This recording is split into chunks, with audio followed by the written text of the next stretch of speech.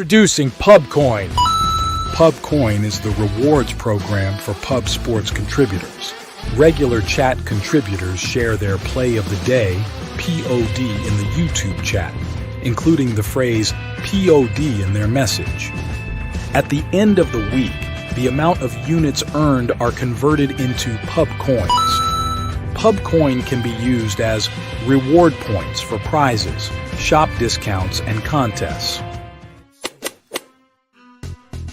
Hey, what's going on, y'all? It's Mills here, Pub Sports Radio. Do you guys want to challenge the personalities here at Pub Sports Radio?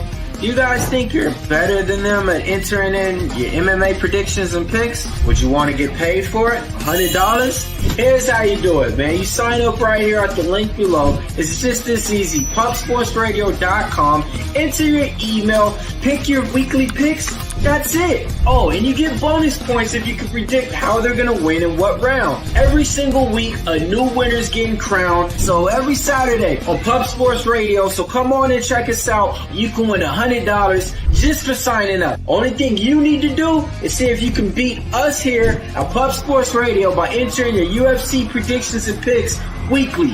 Do it. I dare you. See you guys. Your membership to gold, you will be automatically entered in every horse race every Wednesday and Friday. A lot of names, a lot of familiar faces, and another chance for $50 to sign up for PSR Gold. It's going to be a lot of fun. Why wouldn't you want to be on this list, huh? Frank, that's a great question. Does AI determine the winner? No, Frank. The fastest horse does. So shout out to everyone that's a member. We appreciate you guys. We let our horses run forever. 2.5 hours. Hey, what were you saying? It's Antonio, here we go. And they are off.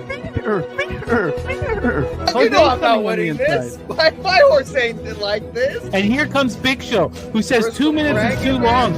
Big Show wants this race to end right now. Going to be moving into the stretch soon. K-Wolf up front. Saturated making a move. And there's nasty motherfucking Nate. Director 97. And he showed me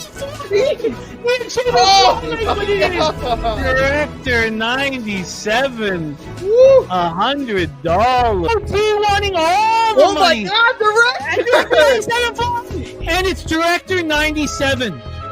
Back. Oh my God! Fresh, take it home! We're 6-5-4! Oh God! Saturated! Friedrich gonna come home with it! Is it Billy Friedrich's time? Is it his time? No, it's not! Cody Norton is doing the fight with his wife! Doing the fight! How dare you throw that down? Does Coin have enough space to get home? Or will Gabby take care of business? Here comes the show! A third win for Director 97. But Connor Mack takes out. He might be blowing his load a little bit too early. Is anybody? The contest, here comes Iron Eagle out of nowhere. Iron Eagle. It's a packed race. 5 seconds. Bristol from the back. Bristol. The family won the match.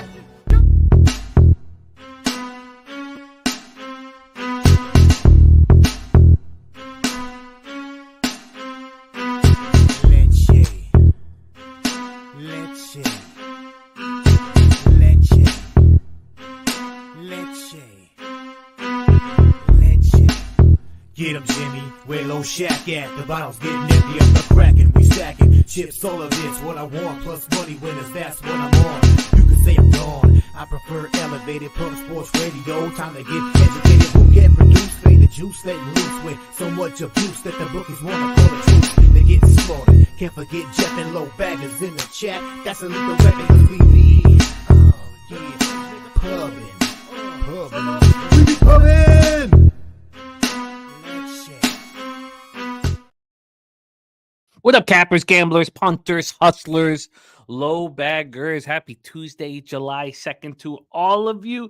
Thank you for watching Loshak and the Bag right here on Pub Sports Radio. Loshak will be joining us here shortly. Shout out to all the cappers here in the chat. We had a great week last week. Very, very, very solid week. Jose and I have been climbing. I have peaked into the black in MLB for the season. Just 0.35 units. Just peeked my head up and looked at all of you guys in the magical world of profits, and I am insanely jealous of you guys. I just looked at the life you guys are living, you winning MLB cappers, and good God, grass is green, women are beautiful, everybody's happy, money's everywhere. Just cappers drinking Jameson and giving high fives, and no arguments either. Just peace. You guys are at peace. Now, I know what it's like to be in the red in the MLB season, and it's horrifying. Just fist fights. All you hear constantly is just people hitting the ground. There's drugs being openly dealt, hookers everywhere. And not the kind you don't mind walking past, the kind that they will shank you or steal from you. You're not aroused, but it's important to stay unaroused because they will cut you and rob you. And I want to be in the black where you guys all are. I want to be there so badly. And I've peeked my head up, taking a look. Now I want to move in. It's going to take some big winning days here from all of us. Peter's been in the black all year long. That's why he's not even here yet. Do you think he cares? He's got his feet up right now, probably being blown as we speak, because that's what happens to winning cappers. Doesn't happen to losing cappers. Got the Colorado Bull in the house. His life choices making live shows hard to catch, but wanted to share my action with my family. I love Colorado Bull now. So Colorado Bull, no bull parlay. Atlanta minus 180, Minnesota plus 108, Philadelphia plus 110 for a plus 579 parlay. Speaking of parlays, my birthday parlay for our guy Nordy on his 40th birthday, smash and grab, cash and grab, plus 288. Very, very easy. We had a giant day on Friday. Was very, very glorious. Viper MB play of the day. White Sox first 5 team total. I have moved on 3 bets, and there's a couple more I'm very close to making, but wanted to talk out. Let's get this copied and pasted. Viper in business. Stacks play of the day. Suzuki over 1.5 bases at plus 110. Let's get that copied and pasted and get that locked in here. I see my co-host backstage. Does he look as interesting as normal? I don't. I'll leave that for you guys. It's a new color that I haven't seen on him in a long time. Is it overly effeminate? Not enough for me. I mean, I don't see shoulder pads. He looks nonplussed. Let's just say that. He looks very nonplussed right now. But that's usual. That's a usual thing for him pre-show. He's not all fairy tales and unicorns in the morning. I thought he was being blown, but judging by his face right now, no, I would say I don't think that he was being blown this morning. And is that a mauve? What would you call that? I'm not sure. He's looking down now as well. Peter, welcome to the show, my friend. Hey, how's it going? Sorry I was late. All kinds, we got the fucking, I'm got my own studio here, so I got my ring light. The leg's fucking broken. I was like, I'm going to plug in an Ethernet. I forgot that my fucking computer doesn't have an internet fucking, whatever the fuck you call it, an internet plug. So, it's okay. We're gonna be fine, Jimmy. And as usual, the main reason that I'm a little bit late is because I was out. How's my audio, by the way? Is it okay? God, you sound. The main reason is just because I was using every last second to analyze WNBA and the soccer matches. I do have a few plays in WNBA that I think I'm liking. Who knows if they're good bets or not? I'll be all right, Jimmy the Bag. It's going to be fun. We're going to have a fun show as long as we have the comment section, and as long as we have Jose Bouquet, and as long as we have everyone, we're going to have a good show. How's the comment section going? People having a good time in the comment section? They're having a time. Now, we don't know if they're having a good time yet, but they're delivering their action. Nice. It's not an immediate good time just hopping in the chat, but they're delivering their best bets. I'm copying and pasting them at an alarming rate. Swiggy captured 212 bets from our cappers. Now, that is now on our website. You can see who is succeeding, who is not succeeding. We're tracking, and you don't have to have your action tracked, but If you put POD on it, we will track your action and we will celebrate the cappers who succeed. We will celebrate them and we will award them pub coin. Pub coin is coming in for these cappers that succeed.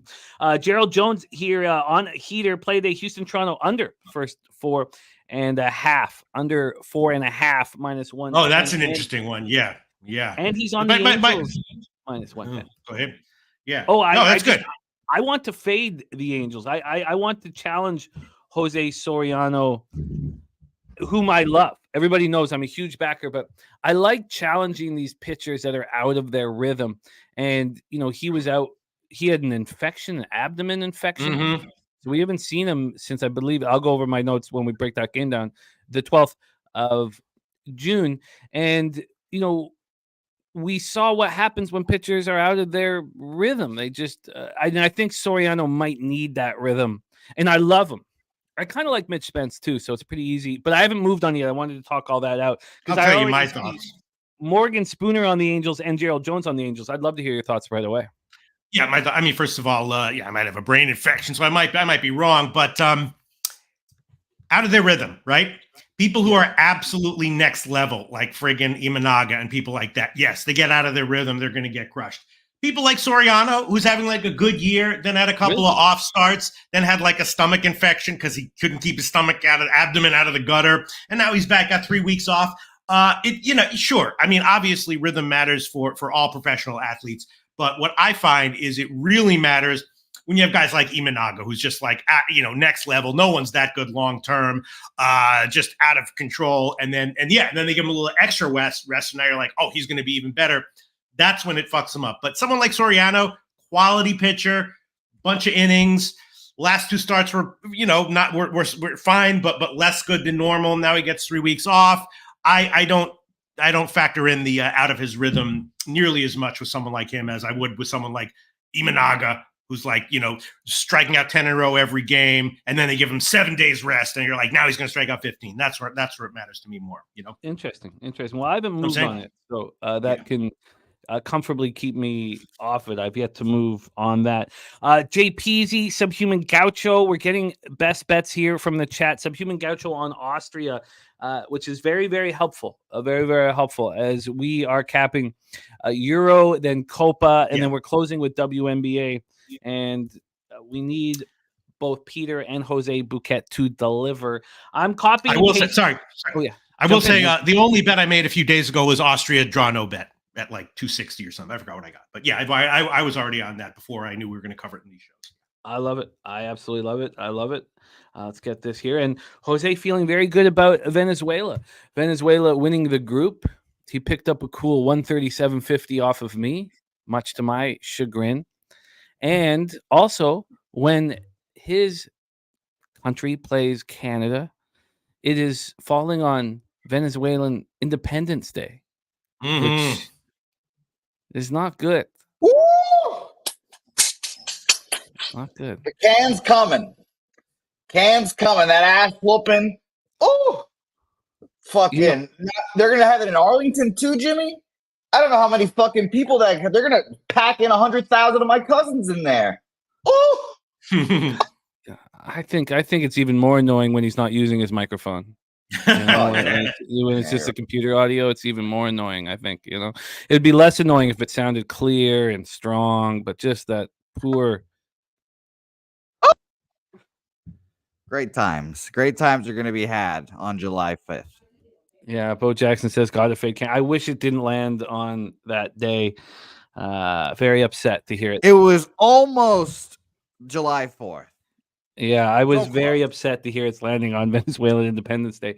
And still a pick 'em right now. We'll go over all of that. Let's give a shout out to all the cappers in the chat, though. We got Colorado Bull, Viper NB, Justin McKelvey, Joey Harb, Morgan Spooner, Gerald Jones, Billy Friedrich, Pig Milk Play of the Day in business here.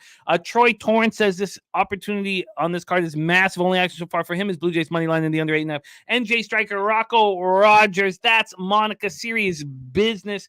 Ken Mizrahi.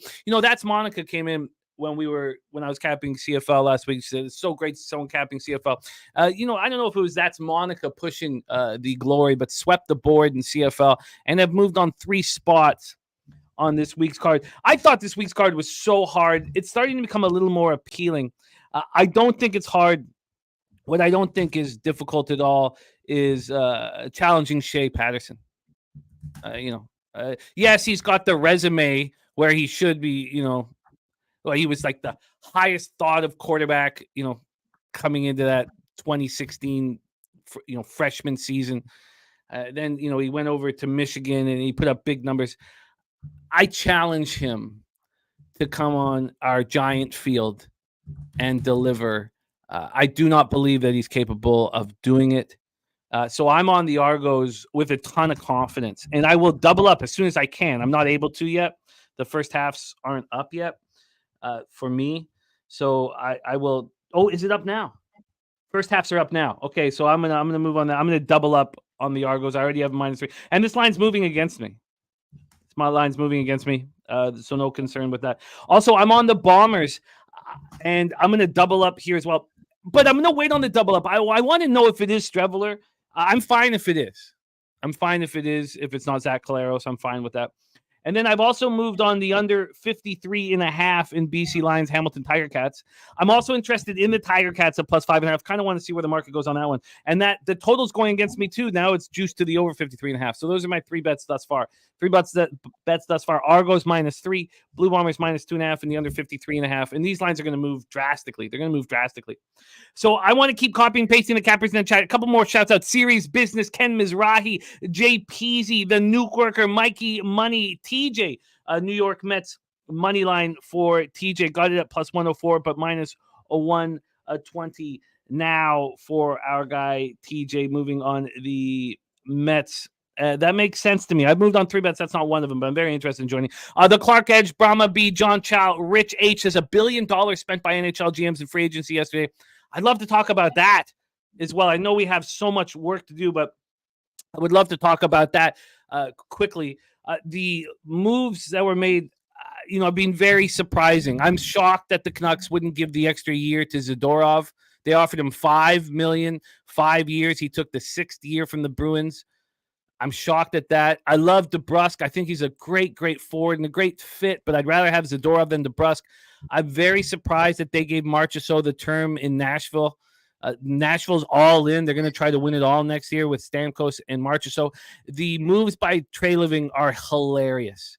The idea that he would get Chris Tanev on a 6-year contract is laugh out loud funny. Chris Tanev in 2029 will be 40 years old at $4.5 million. I mean, that's just horrific. I mean, he's got maybe a year left in him. And then bring him in Oliver Ekman-Larsson. You're trying to toughen up your defense. Horrific decision-making by Trey Living. But why wouldn't he? We saw him not respect Sam Benning. I mean, he should not have the job managing the Leafs. I hope the Leafs are ready for another at least 5 years of not, and they're certainly not going to win the cup with these spectacular forwards with Austin Matthews at this level. I just cannot believe the decision. And I'd love to talk more about it, but we'll do that in time. I've been talking for too long. Peter, I'm going to keep copying, pasting action here from the chat. We're almost ready for Copa. You want to give a shout out to a couple cappers before we get started? Sure. I just posted it on X, Twitter, whatever. Kong's Clips. Shout out to you, Kong's Clips. Hell yeah. Great to see you. Hardtown Connections 101 Benny. Hell yeah. Billy Friedrich. Brian Ortega should be cut from UFC. I didn't even look at UFC over in the last one. Sky Astute, like in Romania, Netherlands, over 2.5. Yeah, that's interesting. I definitely like the Austria game over. The Romania Netherlands one I'm a little bit not sure about that one. Stephen Fehrenbach saying everyone stay calm. Yes, I mean that's good advice in all situations, in all areas of life. No question about that. Yeah. So I don't even have to read what he said after that. It's good advice. I agree with it. When Stephen Fehrenbach says everyone stay calm. Kong's Clips again. Yeah, all right. Yeah, I think it's going to be a good show. I'm a little bit nonplussed about my tech. I got fucking. I have to drink this. My French press I can't find the bottom, so I have to drink almond latte espresso. I chucked a little lean and a little prune juice in it. That's not going to help. But we're going to have a good show anyway with my almond latte espresso. We're going to have for digestive. Is the prune juice for your digestive tract? It's for everything. Brain health, heart health, good for the blood, good for the joints, good for the hair and the skin, everything. It's great. And lean too. Lean as well. Okay. Good for the Yes, heart. he usually mixes Courvoisier with that prune juice. Why have you decided too early in the morning? I'm out of Courvoisier. I'm out of Courvoisier. I'll get some. This week. All right, I respect that. Shout out to Rude Boy, now member of We Be a Pubbin. Slatzy says Habs got the second best player in the draft at number 5. I do want to say one last thing. There has been a long stretch of time where the Vancouver young hockey players didn't step up. They didn't step up, made me very angry. You know, Burnaby Joe tried to pass the torch on. Paul Kariya, North Vancouver, he took it, but it was just not passed on. A lot of the young Vancouver players coming up did not deliver in a way that was satisfactory.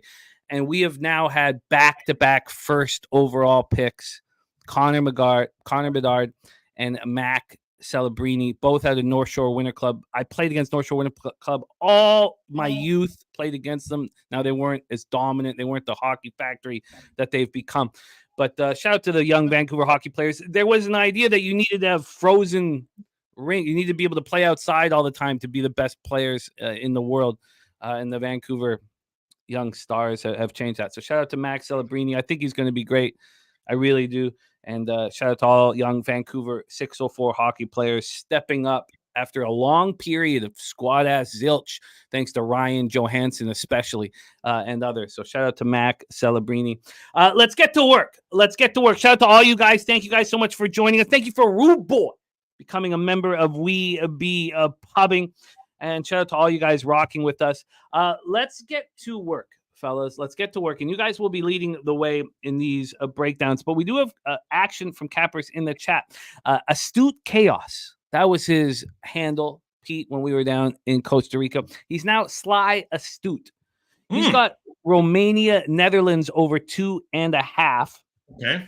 And minus 118. And he's tied that with Austria, Turkey over 2.5. That parlay pays at plus 270. Subhuman Gaucho has given us Austria money line. Let's get into it, fellas. We'll start with Romania.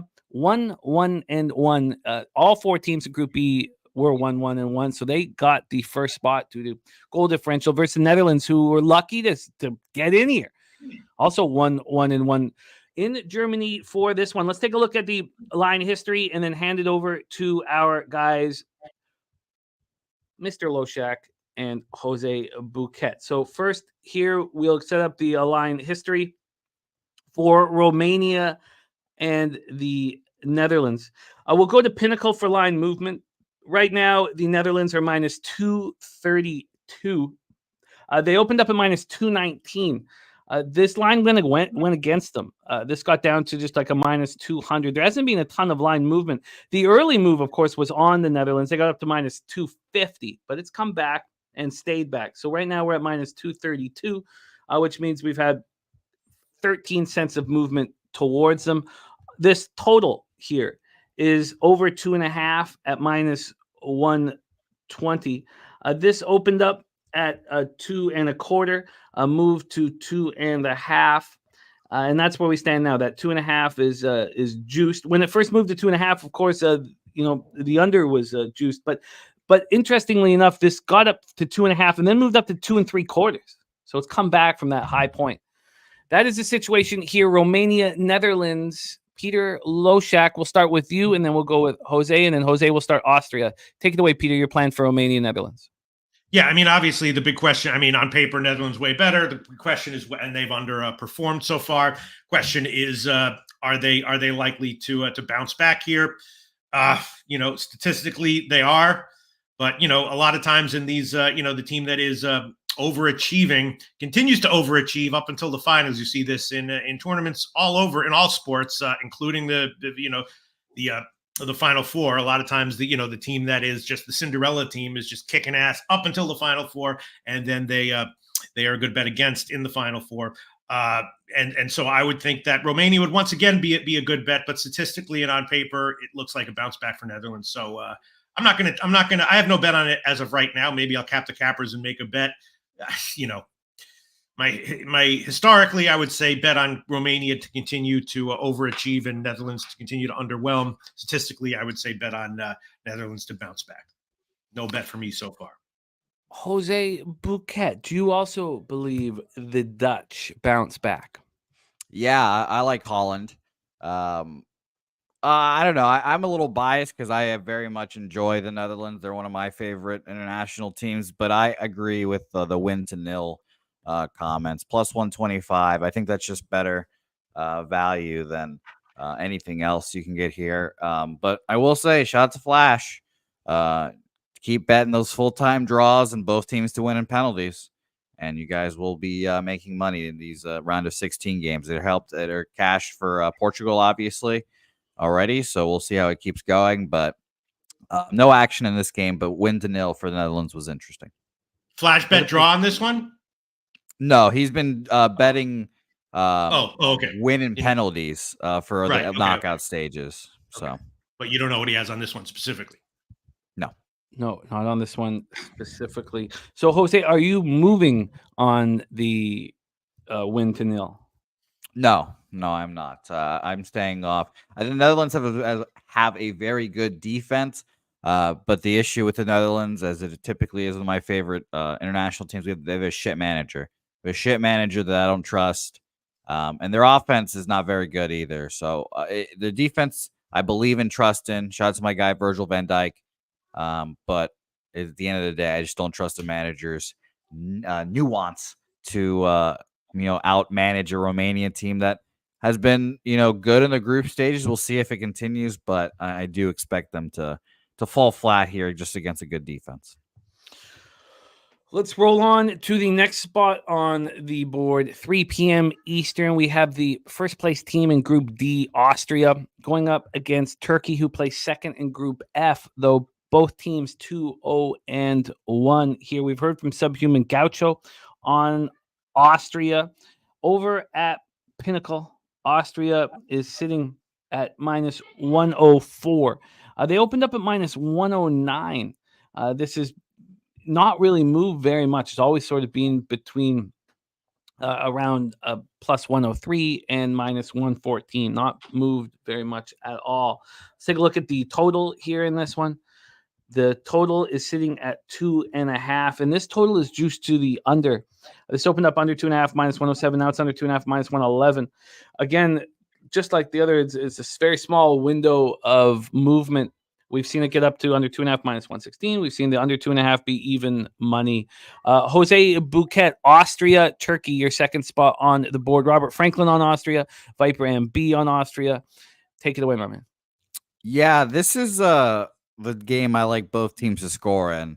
Austria, I do like Turkey, admittedly, a little bit. And I think also this is a ripe draw game as well. So this is why, kind of mentioning Flash's thing, I could easily see it occurring here. Turkey is not bad. I trust their manager. They have a high flying, free flowing offense that I enjoy. Austria is down a few of their big guns, like David Alba, their captain, who I think is still their captain for whatever reason. But I think he's at the games at the very least, but he's not playing. So I just think Turkey can hang in tough. So both teams to score was a look, but unfortunately it's minus 150 for this game. So I was kind of looking at both teams to score and over 2.5 plus 125. I think I'm just going to end up betting a draw in this game and then the penalties in this game as well. I have to find what the penalties props are, but draw plus 235. I think this was a 1-1 full-time score. And then we get to extra time, and then both teams will play super cagey and then just try to get to the penalties, and then we'll get a penalty shots there. Are you moving on draw plus 275? Is this? Yeah, no, I am. Okay. Jose moving on draw plus 275. Also, I'll pull up the win and penalties information for you. Peter Loshak, your plan for Austria, Turkey. Yeah, I like the over, and I think both teams to score is good too. We know what these teams do. They play a high pace. They can let up goal, be vulnerable, and also score. And as far as both teams to score at minus 150, hey, asshole, Get a new book. Okay, get a new book. I'm seeing minus 125 at Caesars, minus 123 at Pinnacle, even Heritage, minus 134. Let's just check what Bet Online happens to have right now for both teams to score. Minus 135. You got Bet Online? Come on, minus 135. You got minus 125 Caesars. Just despite Jose, I'll take the minus one. Well, I'll take the Pinnacle line, I guess. Minus 123. Both teams to score. Current line at Pinnacle, and I also like the over. I'm a little bit concerned though that why it hasn't moved more. In fact, I think it's moved a little bit down, hasn't it, Jimmy the Bag? The total since its opening has, yes, 4 cents of movement from the opening at Pinnacle. I mean, who knows what that's all about? But sure, I'll take both teams to score at minus 123. Current line at Pinnacle. You've got, and Jose, both teams at 365 are 10-1 to win in penalties. Great. 10-1. So I'll have that as official there. And just to spite Pete, I just looked. Yes, it is minus 135 at Bet Online. I'll take it. Oh, see, there you go. There, see that, but that's also not a great sign. It's not a great, but all right, we'll take it at minus 123. Who knows what's going to happen? I also kind of like the first half over or goal in the first half, even at the big juicy line there. But or maybe over 1 is what I would take it, like even money. So I think I'm going to take that one as well. I'm going to take first half over 1 push if only once goal is scored, and I'll shop around and get a good line for that. All right, Jimmy the Bag, Austria, Turkey, first half over 1. I'll take that one as well. Okay, so we have Loshak with both teams to score and first half over 1. He'll give us the juice for that. Our guys are in and locked down, and Rem most appreciating the unwarranted aggression towards Jose. Peter. Yeah, I think it's warranted. I mean, maybe not quite that warranted, but somewhat warranted. Yeah, no, I think it's Jimmy. How are the Oilers doing in the offseason so far?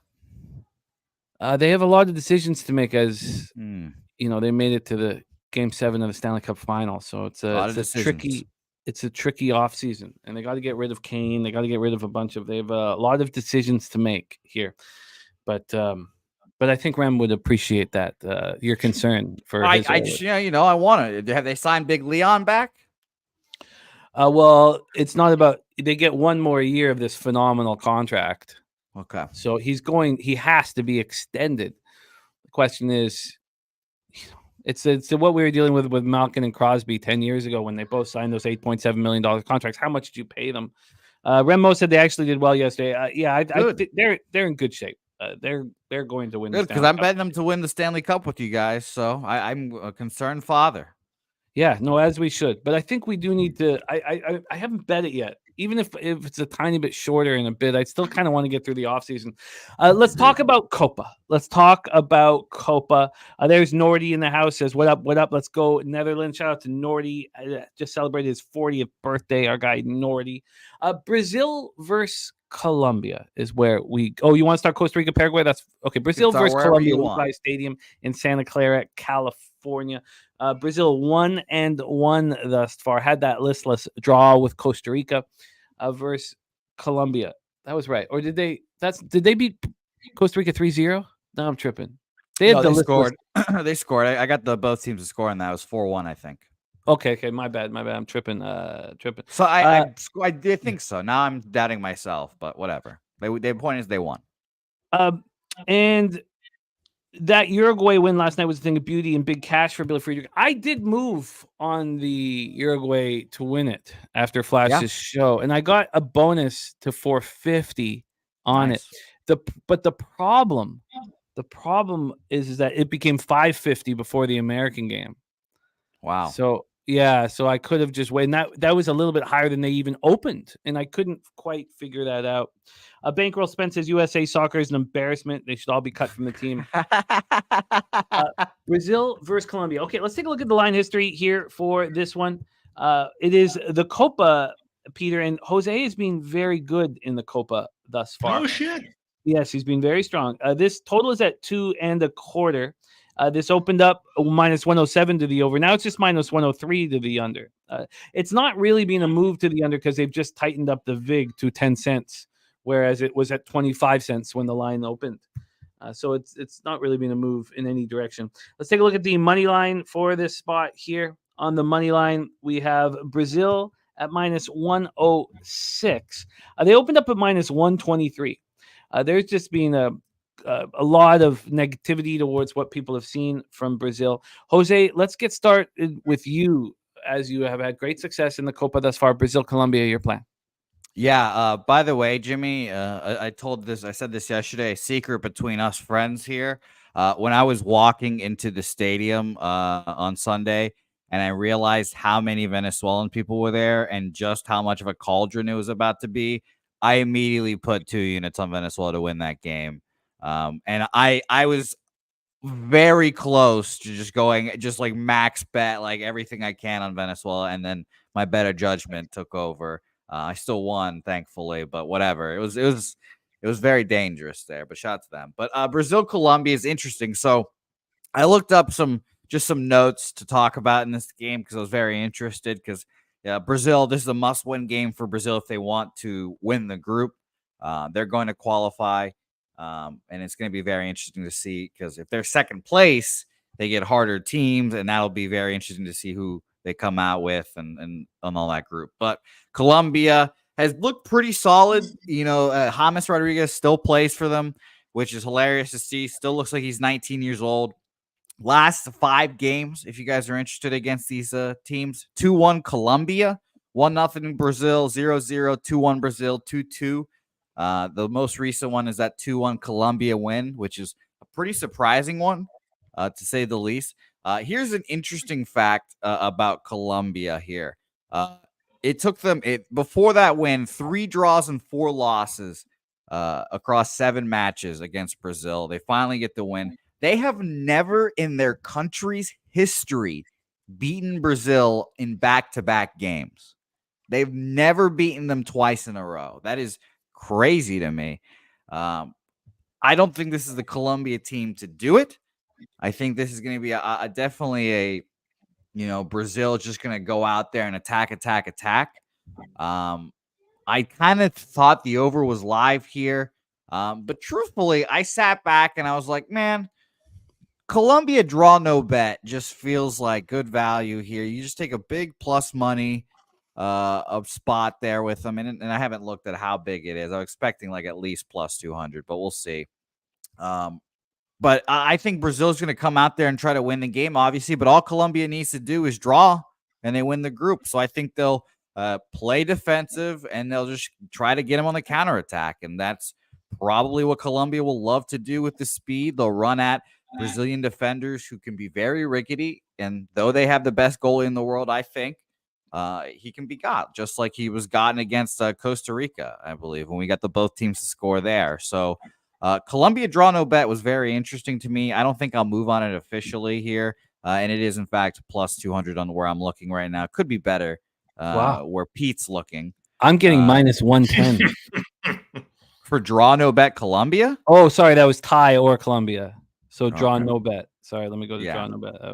That's also not bad, though. I mean, I just think Colombia, all they have to do is draw this game and see it out, and I think they'll just be dangerous on the counterattack. Sure, Brazil will have most of the ball, but I think is honestly going to be kind of similar to what we saw in the U.S. game last night. It is going to be very physical, and if the ref does not dole out yellow cards early, then this is just going to be a fucking brawl. So it'll be very interesting to see, but Colombia draw no bet was interesting, but I ended up staying off.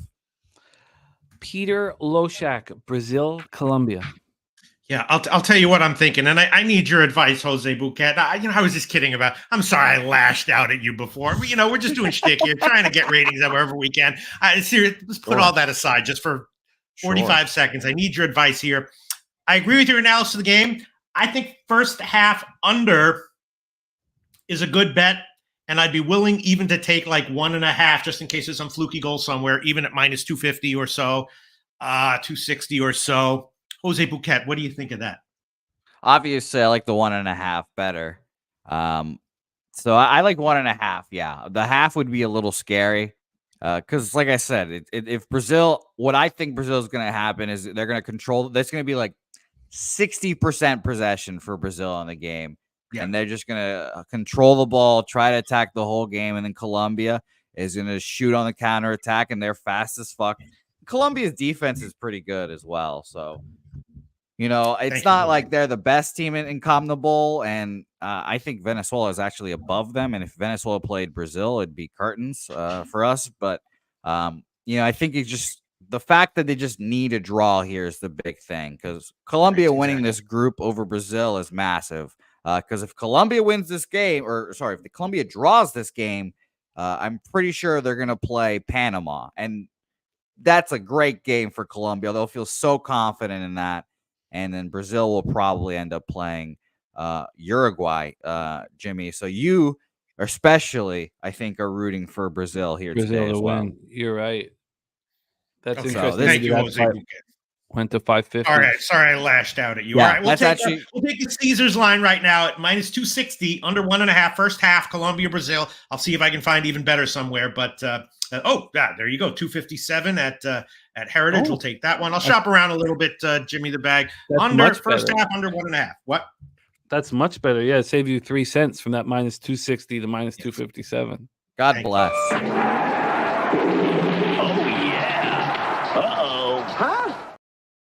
All right. Bless. After he apologized to you, Jose, you do that I to him? apologize. No, but that you show a little weakness in life, bam, the Sharks will be like, weak, I spot weakness, bam, I attack. No, I got to respect you for that, Jose. Yeah, If no, you sense hey, weakness, you know, attack. you got to get the ratings up, as you say, Pete. Exactly. No kumbaya shit. You sense weakness, you attack. You don't say, oh, thank you for being weak. No, you attack, just like you did. You're learning, Jose Bouquet. Very impressive. Thank you. But yeah, I that's definitely why the line jumped up, Jimmy. And if you know Uruguay Brazil next round, I wouldn't necessarily hate Uruguay in the matchup, but They're you know, brimming you're with rooting for confidence. Brazil. Yeah, you don't want to have to play Brazil that early.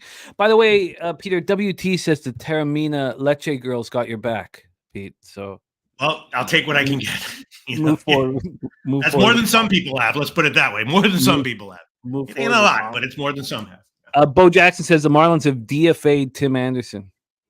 DFA'd Tim Anderson. All right, the final game before we get into MLB is Costa Rica. I got my Costa Rica jersey right there. 1-1.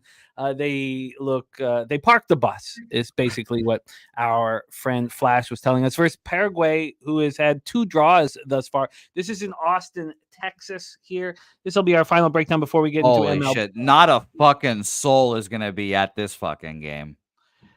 Well, right now, Paraguay is minus 104 to win this one. They opened up, now minus 109. There was a move 5 minutes ago, 5-cent move towards Paraguay 5 minutes ago. But this opened up minus 122. So we still had as big as Titan. It's basically where it opened. Let's get into the total for this one.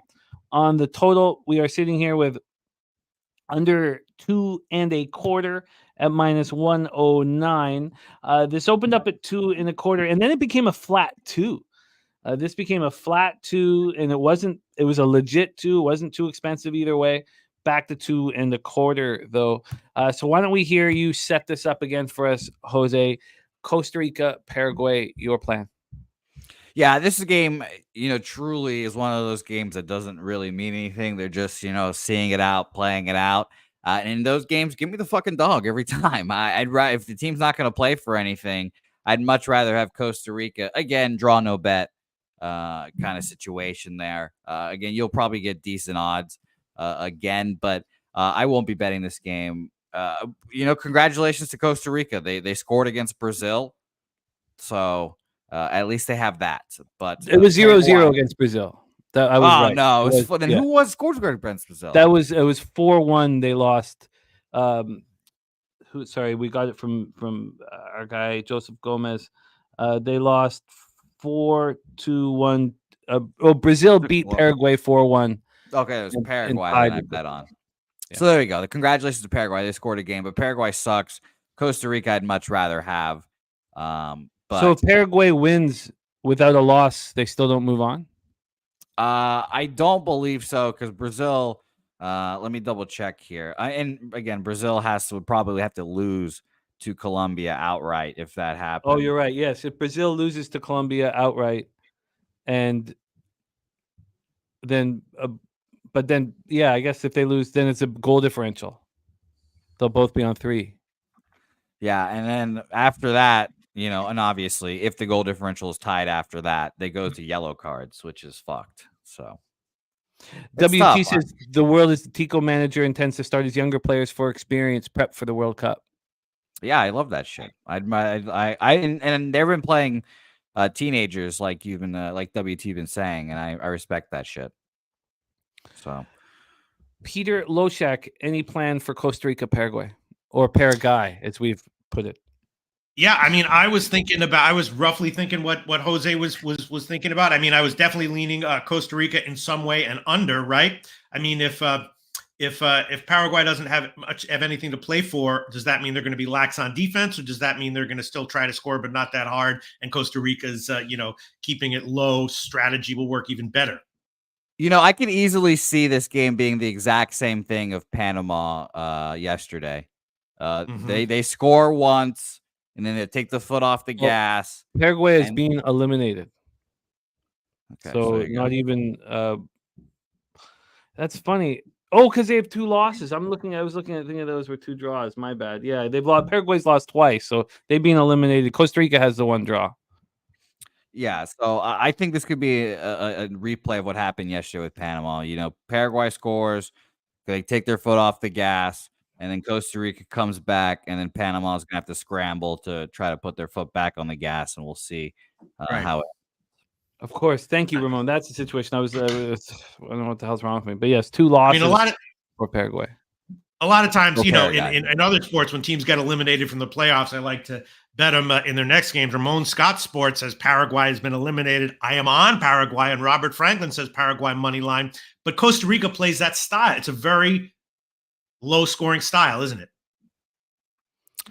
Well, it depends on the opponent. I'll say I think they'll play a little more open against Paraguay because they feel like they'll actually have an opportunity to, like against Brazil. They were always going to be like, we're never going to score or we're never going to keep up with them if we play semi-open. So the only chance we have is to put everyone behind the ball. And same thing with Colombia. I'm sure they felt the same way. And when you have Paraguay, who's not really that good and not going to make the World Cup, they definitely could play more open. All right, I'm going to take the first half under 1 on this one, not 1.5. I'm going to take Costa Rica, Paraguay, first half under 1. I'll find it'll be about 150 or so. I'll find the best lines. I'll shop around. I think that Costa Rica will play their style effectively enough to at least keep the first half for lower scoring. And if it loses, okay. But I'll take the first half under 1 as an official play. Sorry, your Brazil-Colombia was 1.5? Yes, that was 1.5. Oh, my bad. That's why. Okay. This one's just going to be 1. You are locked in, my friend. Get us the number there. So in review, and we did get Mikey Money's action. There was a spelling mistake when he first dropped it, but now I get it. It is the Netherlands and the under 2.5. Netherlands and under 2.5, and he's getting a big score on that. Here it is Netherlands under 2.5 plus 450 for our guy Mikey Money. And again, Romania, Netherlands over 2.5, Austria, Turkey over 2.5 for Sly Astute. That's at plus 270. Subhuman Gaucho on Austria. Jose and Peter are off Romania, Netherlands to get the card started. But in game 2, Jose's on the draw at plus 275 and both teams to score in Austria, Turkey. Loshak's on both teams to score as well in the first half over 1. And then we have in Copa, Loshak on the first half under 1.5 minus 257. Loshak under 1 in Costa Rica, Paraguay at minus 150 thereabouts. Minus 132 at Heritage. 132 at Heritage. And so, Jose, you are then not moving on Copa today. No Copa action for me. I've only got the 4 bets now in Austria. Hey, can I ask Ramon Scott Sports a direct question right now? Sorry. Let me clear that up. So sorry. That is a Netherlands draw and under 2.5 at plus 450. Netherlands draw and under 2.5. Ramon Scott Sports. If you're still there, just give it to me straight. Do you think first half under 1 at minus 132 in the Costa Rica Paraguay game is stupid? If so, just give it to me straight. 100% honesty from you, pal. Thanks very much. Let me know, Ramon. Can you handle it though if he gives it to you straight, Pete? That's not his problem. That's my problem. That's a me You problem. can't handle the truth. Give it to me straight, Ramon Scott Sports. First half under 1, minus 132. If you think that's stupid, let me know. Thanks very much. Jose told us last show we were on together that he has the ability to be a great actor, and we just saw it right there. That was very, very, very impressive. I'm just trying to latch on to Pete's coattails. Whenever Pete gets casted onto something, I just hope Pete remembers me, makes me an extra, and then from then on, I'll start building my career. Sure. And that was coattails, not cocktails, right? Yes. Okay. All right. Let's move on here for us. We need to move on to Major League Baseball. And for the first time since day 3 of the regular season, I'm in the black. Woo! By the tiniest amount. It's not good enough. Don't get me wrong. But both Jose and I come off very, very strong weeks, and they've given us an opportunity here. You really put it very eloquently off the top of the show as well. What it feels like to just peek your head into the land of winning Just cappers. To look at sleeping well, eating well. What is that? I'm not comfortable being up 0.35 units. I can't. It felt so good that I didn't bet Saturday, Sunday, or Monday. I was like, on baseball, because I was like, look, I need this. Monday was great. There's only 3 games. I was like, what the? I had a bet in every game, at least one bet in each game, which was okay. But I still was like, man, only 3 games? What is this? It's great. It feels nice but it's not. I'm no way am I. Like Troy. Look at Troy. He's out in the sunshine. He's no sleeves. Sitting there and enjoying life. I want to know what that is like. Thank you. Look at Pete. Kelsey. Yeah, Pete's been, but Pete started out the year so strong that he's sort of in a different situation where he's a little concerned. Am I speaking too much for you, Pete? Yeah, no, I just had one unbelievably bad day where I hemorrhaged like 16 units or something, and then but I'm concerned now because people are talking. Yeah, Jose Bouquet, you think Costa Rica's gassed from the Colombia game? WT says Costa Rica's gassed by Colombia. Paraguay is fast and will be playing for relevance. And Ramon Scott talks about how Paraguay has not scored in 8 straight tourney games. So maybe this is the game where they try to establish some kind of offensive. Is Costa Rica gassed? We need to answer a question quickly because that is not under 2 by the 75th minute. Mally Mal. That's Monica says, what does it mean when it says under 2.75? And Jose, do you want to answer that in a more eloquent fashion? Basically, if you get, I think it's like one of those, and correct me if wrong, because I don't bet soccer totals very often. If you score 2, you get like some of your money back or some bullshit like that, right? And if you get 3, you cash the bet. Obviously, Jimmy, again, you might be able to explain it a little more eloquently than I, but I don't bet soccer totals very often. That's Monica, if we're going to be honest with you. Oh, well. You know what? Our guy Ramon is giving you the Asian handicap explanation. Explanation. Yeah. No, I don't fuck with totals. He has not answered my question about whether the first half under 1 is a stupid bet, which means I think it is. Ramon Scott Sports, first half under in that Costa Rica game 1 is a bad bet. You think so, right? I like it. I mean, Pete, he said earlier, they scored 1 or less goals in 8 straight games. Right. And that's why when they're eliminated now and playing a gassed team, it's perfectly set up for them to finally score 2 and early. I don't think they'll be as gassed as they were against Colombia, because Colombia had the ball more there. Okay. All right. Let's get into Major League Baseball here. Major League Baseball. We've heard from action from our cappers in the chat. Colorado Bulls giving us the Braves, the Twins, and the Phillies together. Parlay at plus 579. Viper NB has given us the White Sox first 5 team total over 1.5. The Yankees minus 1.5. Stacks play today Suzuki over 1.5 bases at plus 110. Pissy Cheerios play today the Cardinals money line. He's also on the Royals money line, the Angels money line, and Gerald Jones play of the day Houston Toronto under first 4.5, and he's on the Angels. That's his favorite side today. Pig Milk play of the day's New York Mets team total over 4.5. And TJ gave us New York Mets money line as his best bet. Jay Peasy is on the Padres, and Troy Torrance giving us Yankees on the run line. Yankees double result. Guardians on the run line. Guardians and Braves money line. Jays money line.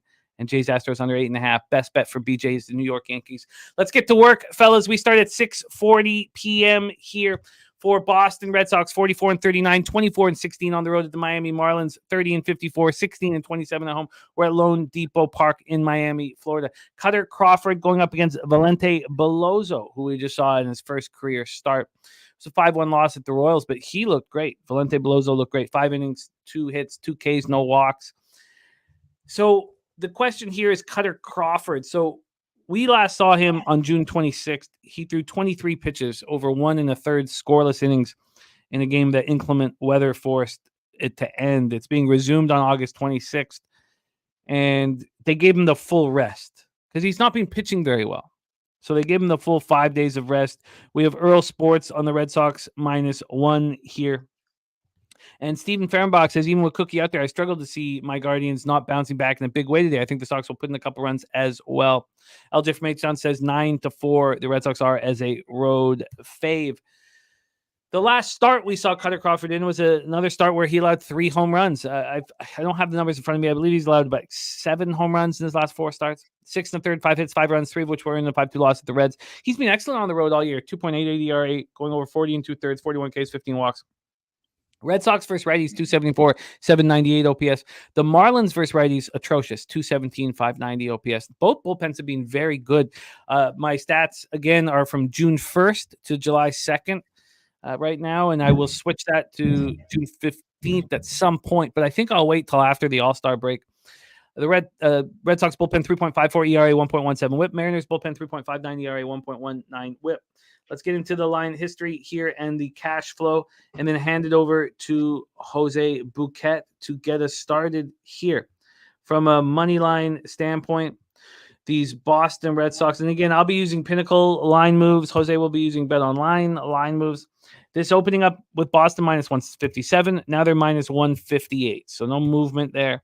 On the total, we're sitting here with an 8. It's -108 to the over. There's been a lot of movement on this one. This one opened up at 8.5, dropped 8, got back to 8.5. Now it's back at 8. But we have it very slightly juiced to the over, but a legit half-run move towards the under. And then let's get into the cash flow here. Here we go. Cash flow here. We have this is not the game. Here we go. We have 59% of the tickets, 56% of the cash on the over. It's gone back and forth. Right now, there's been a move to the under. Then we have 83% of tickets and 86% cash on the Boston Red Sox. Jose Bouquet, your Red Sox are rolling. Take it away. Yeah, it's tough that Cutter Crawford's just been so bad with the long ball this year. It's benefit, like you said, that he's on the road here. I'll read you guys for those who are wondering his home road splits. Home, he is 53 1/3, 4.05 ERA. On the road, 40 2/3 innings, 2.88 ERA for him there. So significantly better. And the long ball has been an issue. This lineup does not scare me. If I was Cutter Crawford, there's not really a guy that sticks out to me in like long ball situations here. So I do expect the Red Sox to win here, but like -160, it's a little bit too juiced. So I just end up passing this game. And especially with 83% of the bets and 86% of the money on the Red Sox, and the line really hasn't moved much. It's a little sketchy for me. I've stayed off. The under, semi-interesting as well, I will say. Beloso pitched really well in his debut, and I think we were on it, Jimmy. I don't remember if you were on it as well, but I remember having money on our guy Beloso here and making a bunch of Italian gestures for the rest of the day, even though he might not be Italian. I have no idea.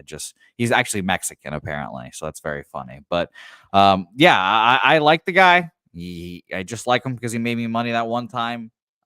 Do I expect it to continue? Probably not. So I've stayed off here, but I will say that half line movement down did interest me, and that is just half line movement down. Let me refresh real quick so I get it. 116 to the under. It opened up at 8.5 here. And then at 7 a.m., it just went from 8.5 minus 125 to that 8 over at minus 115 there. So some under love, even though there is 58% of the bets and 56% of the money on the over. But recently, if we have even 40% of the money on the under, that's a lot. So a lot. Absolutely. Yeah. No action, but I do like an under in this game. Gifted Cartel says the way the Marlins played the Phillies tough, that whole series of Marlins could be a look. Speaking of long balls, Peter Loshak, take it away. You're playing for Marlins Red Sox. First of all, I think it's a little bit of a sophomore slump situation here for Balazzo. So I'll take to start over 4.5 hits. I think I'll give up some hits. I got minus 108 at Caesars, but I'll shop around and see if I can get better. So we'll start with that. Balazzo over 4.5 hits. Crawford, I think it's a better spot for him. If I could get over 17.5 outs, I would take that. But all I'm seeing right now is under 18.5 outs. Don't necessarily want to take that. I would love to take Boston first 5, but it's a little bit juicy here. And my numbers liked under at 8.5, and at 8, not so much. So what's a little bit too juicy for you, Pete?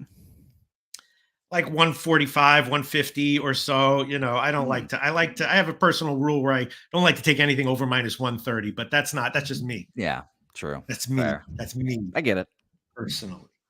Loshak Belozo over 4.5 hits. What was the juice with that? Seeing minus 108 at Caesars, but I'm going to shop around, see if I can get a little better somewhere else. We are locked in. Loshak on Belozo over 4.5 hits at minus 108. Nothing. I don't find comfort in anything in this game. That doesn't appeal to me at all. I'll tell you, there's never comfort to be found in betting baseball. Zero comfort. And Troy Torrance says the under cash flow is so interesting. I started to document it the night before because it's incredible. On game day, the public comes in hammering over, distorting the cash flow. It's how many times we've sat here with every game except for one, let's say, that has 97% on the over. I think we've been working really well with it. I think I've not really bet many totals in the last few weeks, honestly. Because of that, it just sketches me out quite a bit. Besides, the full rundown and that bullshit, which is just astonishing to me. It is wild and you've taken advantage of that. Jay Stone says, wouldn't Rafael Devers be a look? And Mikey money on the Red Sox first 5 team total over 2.5 at plus 105 and Cutter over 5.5 Ks for Mikey money. Would Devers be a look for you here, Jose, before we move on to the next game? He's hitting the best. He's literally like he's in the best stretch of his career he's ever had right now. So I like having a bit of a sample size with a pitcher, so I know what it does against him historically, and I can say that he's seen him before, and Belozzo's kind of an unknown, so that's the real reason why I wouldn't be betting it. But he's been on fire, so if you're gonna bet anyone, then Devers would be a good one to bet. Oldie on Marlins team total over 3.5 at plus 110. Shout out to Darius Moore in the house. All right, let's roll on to game 2 only. Peter moving on game 1. 6:40 p.m. Eastern with the Chicago White Sox 24-62, 8-33 on the road. The Cleveland Guardians 52-30, 26-9 at home. In this spot here, we have Chris Flexen on the bump, and Billy Friedrich is on Flexen under 15.5 outs at minus 135, fading my friend Chris Flexen. 2-7, 5.13 ERA, 1.41 WHIP. Coming off his last loss, 5 2/3, 6 hits, 4 runs, 2 homers, 3 Ks, 3 walks, and a 4-3 loss at home versus the Dodgers. Now, I of course watched that game because I was on the White Sox first 3 plus a half, and they took a 3-0 lead in the first inning off of Bobby Miller. Then Flexen allowed 4 runs in the second inning, and then no more runs were scored in that baseball game. It was a pretty wild one, but I was fine with how Flexen pitched. There was a couple bad calls that ended up loading the bases for Ohtani, and he went after Ohtani. Ohtani hit a double off the wall. I mean, that shit, it bounced and then off the wall, but that shit happens. I like Chris Flexen. I think he's better than his numbers indicate, but he plays on a terrible baseball team, and it's hard to back. Lee Davis says White Sox 4-3 versus the Guardians this season. Earl Sports bets on the Guardians on the run line. Leroy Flood on White Sox first 5 money line. And Billy Friedrich says, I'll be back in my Sox with Fetty on the hill, not today. Rocco Rogers on FAM over 1.5 bases at plus 100. Home run at plus 500. White Sox first 5, team total over 1.5 minus 125. LJ from H-Town says White Sox. Look at this great stuff from the chat. I mean, this chat, how lucky are we? Joe Yurvin says White Sox 5-23, game 1 of a series. LJ from H-Town says Cleveland 9-3, first game at home in the series. 11-0 to the under since April 18th, first game of the series, first team that's coming off a loss. And Troy Torrance says White Sox are 3-14 straight up and 5-12 to the run line as road dogs of minus 180 or bigger. And Flexen is 0-5 in that sample. Cleveland Guardians minus 1.5 plus 107 for Justin McKelvey. Going up against Cookie Carrasco, who's looked great his last couple starts. He really has got it together. The Guardians pitching staff keeps bringing him out. One of the things that scares me about when the Guardians keep throwing out a pitcher is that they don't have the resources to add unless they're bringing him up from the farm team. So I always kind of worry that they'll just let someone just roll. Spreadsheet play of the day, dog, is the Baltimore Orioles. Baltimore Orioles. Not going to see many of those. Well, I'm on the Mariners first 5. That's a bet that I've already made. One of my 3 bets I've already made. But I love getting Ron Crawford's information, and I get it. And Mikey Money loving the look on the Orioles. And I got them plus 140 for the division. So I did move on that, Jose. So that was my third future. But let's go into the line history here. But Cookie Carrasco off a couple nice starts. At home, he's 2-3, 4.56 ERA, 316 opponents batting average. But he's looked a little better of late. White Sox first righties since June 1st, 216, 639 OPS. Guardians 255, 752 OPS. By the way, Professor Chris has 2 units on the Orioles. And has remained in Cleveland. Wow, Donovan Mitchell remained in Cleveland. I did not think that was going to happen at all. I can't believe Steve is calling him the second best Cav ever. I mean, even I'll give that distinction to the shitty point guard in Dallas, Kyrie Irving. I'll even give him that. Hit the biggest shot in Cleveland Cavaliers history. I think you got to go Craig Elo there.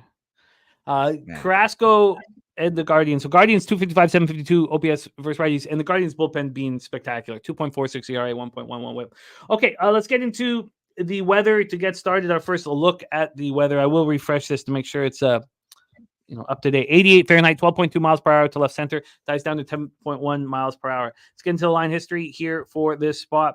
We've got the total sitting at 9. This opened up at 9, minus 110 to the under. Got up to 9.5 for a cup of coffee. Back to 9, up to 9.5, back to 9, which is where it is right now. Overall, we've had 14 cents of movement towards the over.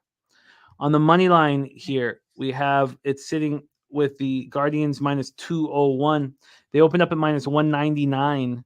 There had not there a couple times there'd be a cent or 2 of movement, then it would drop down. 2 cents of movement. It's not much movement to the Guardians at this price.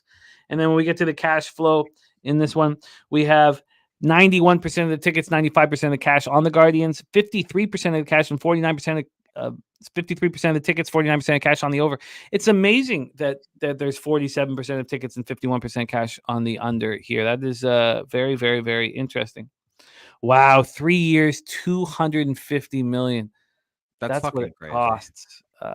That's what it costs. Wow, unbelievable. By the way, shout out to the Celtics ownership who is signing all these big deals, knowing we're not fucking paying this shit. Sign those deals. Wow. Yeah. That's a ton. Okay, take it away, Jose Bouquet. White Sox Guardians. Your plan? Yeah, I'm staying off this game. 2 juice for the Guardians. I expect the Guardians to roll here. But yeah, I just stayed off this game, and I was actually just looking at all the people they were putting in for the Cavs. We're getting some Mark Price love here as well, who's apparently number 2. Who knows? But yeah, I stayed off this game. Cookie pitching great, but I don't trust him enough either. A total of 9.5 here, I thought was a little high, honestly. So I lean under. And this is one of those games, and like we've said, we've not had many. 53% of the bets, 49% of the money on the over, so it's pretty split. Yeah, I like the under kind of, but I stayed off, especially because we had this at 8.5, and it's gone up to 9. So nothing for me. Peter Loshak, Chicago White Sox, Cleveland Guardians, my friend. I like the over. Slightly into the White Sox at the line, but not going to bet that. I like the over. running first, yes, and in general for Carrasco to get touched a little bit under 17.5 outs. I like that for him. I do like the flex and under outs as well, not quite as much though, and the first 5 over a little bit as well. So I'll probably make 1 or 2 official plays here on some combination of overs and props on pitchers to not do so great. Pretty crazy. This line went from an 8.5 up to a 9.5, and then back down to a 9. Yeah, again, that's a bet online market online. movement, not Pinnacle. So Yeah. Pinnacle opened this up at a 9, but very, very important to note all those differences that we have. Okay, so none of us moving here on White Sox Guardians. No, I will be moving. I just need to figure out what the prices are. And at the end of the show, I'll go over everything official just so people know, because I just tend to give my official picks in the next segment, the next game segment. So, but yeah, I will have at least 1, maybe 2, possibly 3 picks on official bets on this one. Sounds great. Let's roll. Chris says, how do you guys feel about dropping a big percent of your bankroll on a specific play, aka Baltimore, for me today? I think it's important and very dangerous, and a big amount of your bankroll shouldn't be more than 5%.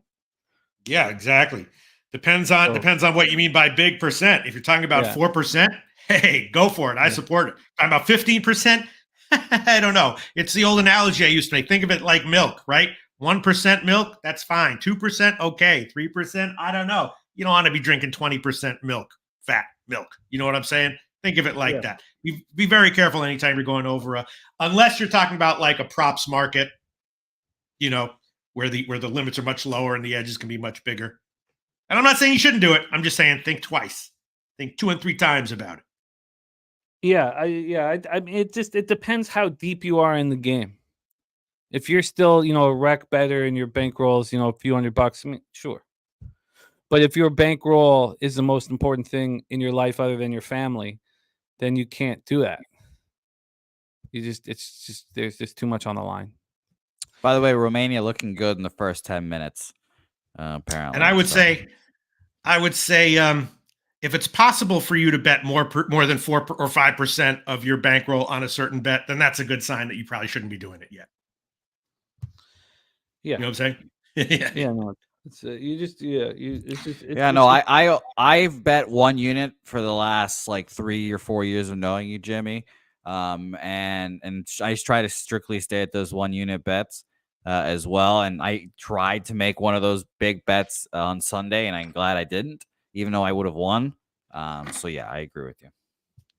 And by the way, the grandma is wearing your sister's panties again. Play of the day, undefeated with the new graphic, is in.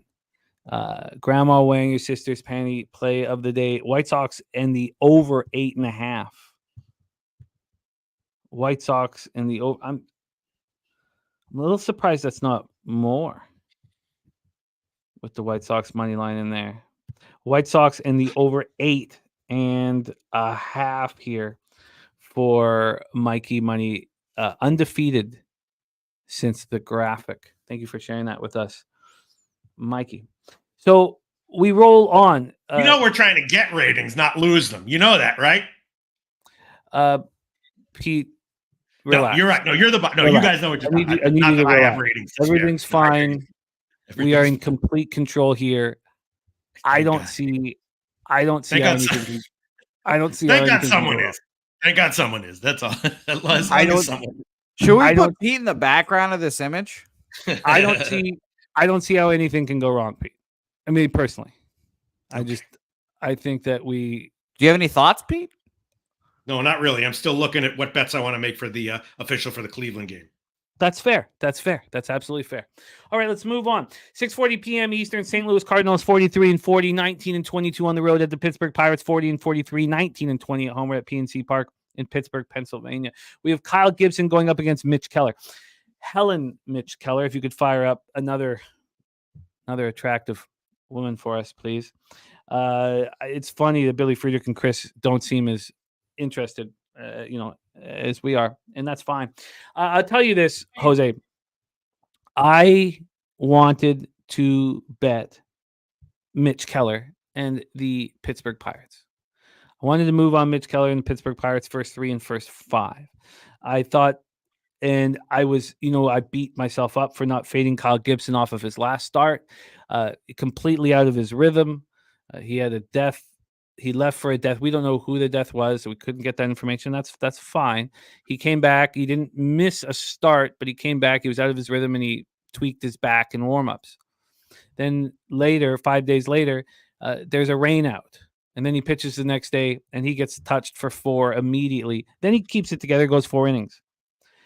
He's been amazing on the road this year. 3-1, 2.68 ERA, 172 opponents batting average, 43 2/3, 42 Ks. But I wanted to fade him.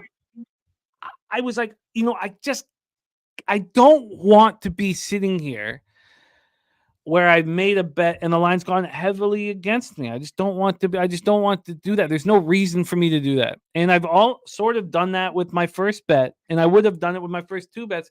My ROI is much higher on bets that I talk out with you guys than the ones I come to the show with. And that not being the case of late. But so look, Mitch Keller's been excellent. And at home, he's been unbelievable. And I give him an excuse for allowing 3 earned runs over 5 2/3 because he saw the Reds back-to-back starts. At home, 4-1, 2.36 ERA, 216 opponents batting average, and he's been lights out of late. Cardinals versus righties, 253, 717 OPS since June 1st. They haven't been hitting that hard. And Pirates versus righties, 224, 659 OPS. The Cardinals bullpen has this huge advantage, 2.81 ERA, 1.17 whip since June 1st compared to the Pirates who've been bad for a long time now, 4.67 ERA, 1.28 whip. So, again, I wouldn't have poked my head up into the black if I wasn't, respecting these market moves. And the first thing that got me, Jose, the reason why I didn't bet it hadn't moved yet. Now it's moved towards Cardinals.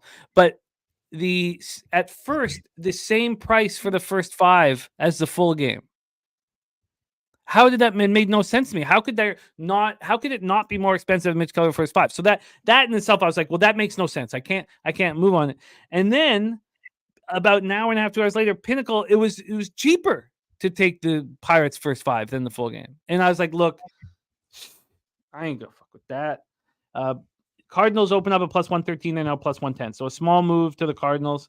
From a total scenario here, we have the 8 minus 112 to the under. This opened up at minus 112 to the over. So yes, there's been a move to the under. But why then did it move up to 8.5 at 8?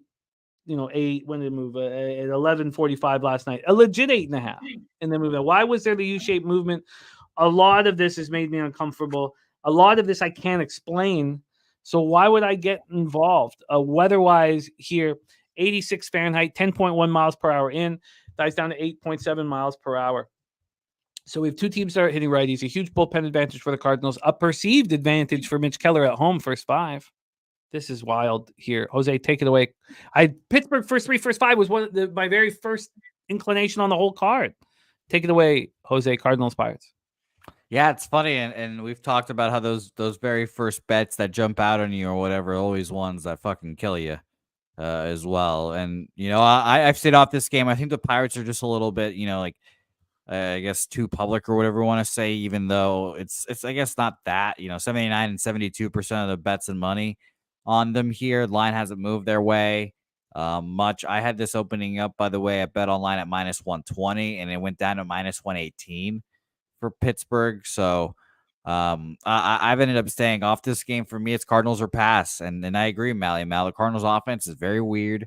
You were right about Kyle Gibson and his rhythm and his routine last time out. Maybe this is him getting back into it here and pitching well. So, but no action here for me. 79% of the tickets, 72% of the cash on the Pirates, 59% of the tickets, 53% cash on the over. Peter Loshak, take it away. Okay, first let me tell you 2 official plays for the other one. I'll take White Sox Cleveland run in the first, yes, minus 116 Pinnacle, and Carrasco under 16.5 outs, minus 120 Bet Online. This morning I took it at 17.5. Now it's down to 16.5. This game is, I guess, going to be a pass for me. The big question, I guess, is Gibson, because he was pitching great. Then he had the back issue. Last start was not good. He says he wasn't in pain. It was just a fluke, which is definitely possible. Keller, generally excellent. Don't really want to fade him. Tempting to take him. I would love to take over 17.5 outs if it weren't, minus 200 or so. And I guess that's about it. It's tempting to take, think about Pittsburgh first 3 or first 5. Tempting to go with Keller even at over 17.5 outs, even at minus 200. Gibson is a question mark here. X factor. Let's move on to the next spot on the board in the spreadsheet dog. Not the dog play of the day, but spreadsheet dog is the St. Louis Cardinals. Let's move on to 6:45 p.m. Eastern. New York Mets at Washington Nationals. So this line made no sense to me at all. It made no sense to me to the extent where I was like, well, come on. Like, the books obviously put the Mets who are hitting 318 with a 937 OPS versus lefties since June 1st. And line that every person and their mama going to bet the Mets. So I just don't want to be involved with those spots. So yeah, it's clear here why everybody's on them. But I just can't be involved in these bets, and I won't. And maybe I'm going to leave money on the table in spots like this, but this is the most ridiculous line on the entire card, opening up at minus 124 yesterday with the Mets, with the way they're destroying lefties and the Nats not hitting lefties. There's been 17 cents of movement towards the Mets. So for those of you who did move on them and believe in that the line was fine off the hop, then you can feel good about the market moving there. The total opened up at 9 at minus 110 to the over. There's been 7 cents of movement to the over. So, Boss 702, and shout out to our guy Boss 702. Thank you for your support, running with Loshak and I for a long time. A young native Tino saying Washington did come off a game yesterday. DJ Hertz has been touched up back to back. 1-0 Netherlands, by the way. Oh wow, nice work for all of you guys on the Dutch. So Hertz has been in two real tough spots, two very, very tough spots of late. And the loss at the Padres was tough. The thin air of Colorado was tough. He's a highly thought of pitcher. But we're talking 307-point difference in OPS between the Mets and the Nats versus lefties since June 1st. I mean, Sean Manaea's looked so good. We were on him against the Yankees in his last start. He just shut them down. He mowed them. Now, there was some loaded bases and some tight spots, but he got what he needed. The bullpen for the Mets hasn't been that bad since June 1st. 3.90 ERA, 1.20 whip. Nats bullpen 4.58 ERA, 1.19 whip. And Lee Davis says Hertz lost his debut versus these Mets. So, look, I don't know what to... When I get offered something like this, whether it be in capping or in life, I don't trust it. I mean, the first thing I think of immediately when I see this line, I was in this real scary bar in London, Ontario, because the headliner wanted to go to this bar. It's called Town and Country. And this beautiful, like incredibly beautiful First Nations girl came up to me when I was in line in the bar and started like hitting on me. And I knew that this was too good to be true, and I was going to be shanked and robbed if I did anything. I just knew it. And this Mets line reminds me exactly of that situation. So lifetime's worth of the Mexicali Blues. Yeah. 86 Fahrenheit, 8.4 miles per hour across the diamond, right to left, gets up to 9 miles per hour. Take it away for us here, Jose. Let's just take a look at the cash flow here. In this one, we have 75% of the tickets and 99% of the cash on the Mets. 65% tickets, 65% cash on the over. Jose, take it away. Yeah, honestly, I think that DJ Hertz could pitch well here. Jimmy, we've heard Morgan Spooner say this a lot recently. Regression.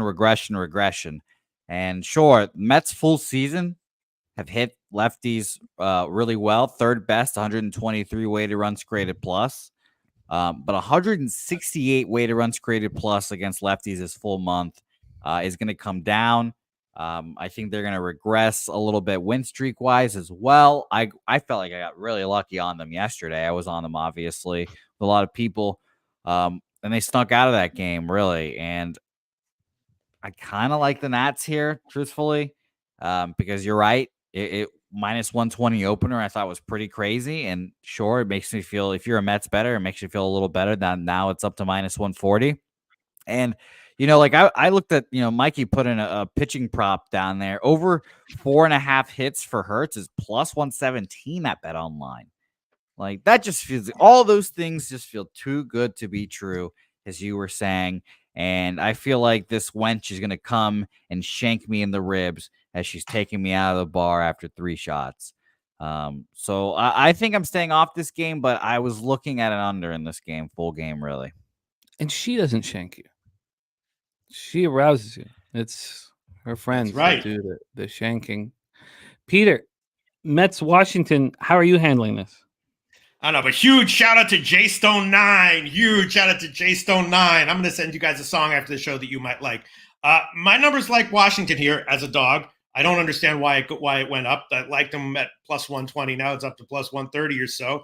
And my numbers like Washington team total over as well. And I might take that. Hertz is a huge question mark volatility. Numbers also like a little bit Mania over 4.5 strikeouts. But mostly Washington and the Washington team total over. And I think I might add that one on officially. Let me just figure this out. Yeah. Kip the Cartel says you don't think the books want you to take the Nats to trick you. I'm still riding Mets money. No, I don't. I think they want all the Mets money and they're going to get it all. And maybe you can still cash with it. By the way, I saw some talk about the Mets bullpen being tired. I kind of think they're not. They've all thrown in the last 3 days. Everyone except for Adam Ottavino has thrown 30 pitches.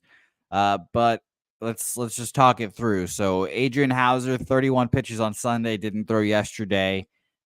Tyler J, 31 pitches yesterday, not going to be available. Matt Festa, 28 pitches, didn't throw yesterday. Jake Diekman, who threw 20 pitches on Saturday and 7 yesterday, I expect to be available. Reed Garrett threw 15 and 18 Friday and Saturday, break Sunday, 6 pitches yesterday. Kind of expect him to be available again, honestly. Ty Adcock threw 23 pitches on Saturday. He'll be available. And then for whatever reason, Adam Ottavino has just not been used recently, so he will be available. So the Mets bullpen, sure, it's tired, but they have bodies. The Nats, on the other side, 24 pitches from Hunter Harvey. Who knows? I don't think he'll be available. Kyle Finnegan, 13 pitches yesterday. He'll probably go. Derek Loss, 16 pitches yesterday. He will probably go again. He threw 14 on Saturday, and so did Finnegan. He threw 18 on Saturday. So they might be a little tired, but I expect both to go if called upon. Jordan Weems, Tyler Tanner Rainey, Roberto Robert. Sorry, I'm thinking of everything in Spanish. Roberto Garcia, as I've been calling him now. 11 pitches of Jacob Barnes, all going to be ready to go. Now, those are not household names, but they are a fresh-ish bullpen ready to go. So I honestly do kind of like the Nats here. So, again, Billy Friedrich, Pig Milk play today. Mets team total over 4.5. Mets have scored 5 or more runs in 7 straight. 12 of the last 14. And, of course, he got us that UFC parlay. Attaboy, Pig Milk. And attaboy to Kong's Clips as well, crushing UFC. So, look, I just don't – even talking about this game, I get this knot in my back that wasn't there 20 minutes ago, like a very painful knot in my back. I don't trust it. I don't want to be around it. I'm ready to stab. I got sharpened chopsticks. I don't want to fuck around with this fucking game. So you guys think this is easy money? Take it. You can give me a Nats first 5 team total over 1.5 minus 158 Pinnacle. Nats first 5 team total over 1.5 minus 158 Pinnacle. You can give me that, Jim. Team total over 1.5 minus 158 at Pinnacle for Loshak. All right. Now, Joe Yurkovich is asking if the Braves are a cash cow now that they hit minus 200. We will be discussing that. Also, we are excited to announce that our friend Sharpie going to be joining us for the Tigers Twins breakdown. Skubal, Simeon, Woods, Richardson. And that is a game I bet already. Wow. So one of the spots, look, the Twins and the Mets are raking lefties. And maybe Sharpie will come up and say that I should be very concerned. But I thought the market moved towards the Mets. Towards the Twins against the best pitcher statistically that we've seen since the first day of last year. I forget what the numbers are. He's first in so many categories. I'm on the Twins, but we'll talk about the spot here shortly. Okay, let's roll. 7:05 p.m. Eastern. We have Ron Crawford says Yankees play here. Cincinnati Reds 39-45, 19-22 on the road to the New York Yankees 54-32, 24-14 at home Yankee Stadium in the Bronx. We faded Luis Gil very, very comfortably against the Mets in his last start, and he got lit up. And I wanted to do that again. But I thought, this is a real tricky one, and let's talk this out. 81 Fahrenheit, 10.1 miles per hour right to left, slightly in, opening up 10.1, dying to 7.8. I think that just something's up with Luis Gil. And I mean, it's easy to say after these last two starts where he's being lit up and smoked, but maybe there was something. There's more to it than I think that's mental. Because when he first came through Toronto early in the year, our like radio guys were saying that he's not going to last in this rotation. He's not going to be pitching this rotation. Then he goes on one of the best streaks we've seen in New York Yankees history, and that says a lot for the storied franchise. And there was only a couple other players who'd ever done what he had done for 7 straight starts, ERA under 1, and winning every start. And something's up with him. I don't know if it's all mental or what, but he, I think, is very, very fadeable here. Graham Ashcraft, I understand why people don't want to trust him, but he's been so much better on the road than he's been at home. And these Yankee bats have not seen Ashcraft or much of him. On the road, he's got 3.70 ERA, 258 opponents batting average, quite a bit better than the 5.45 ERA, 1.49 whip. Luis Gil at home's been very good, 5-1, 3.05 ERA. 56 Ks, 20 walks, 169 points batting average. Reds versus righties, 239, 711. Yankees versus righties, 245, 756.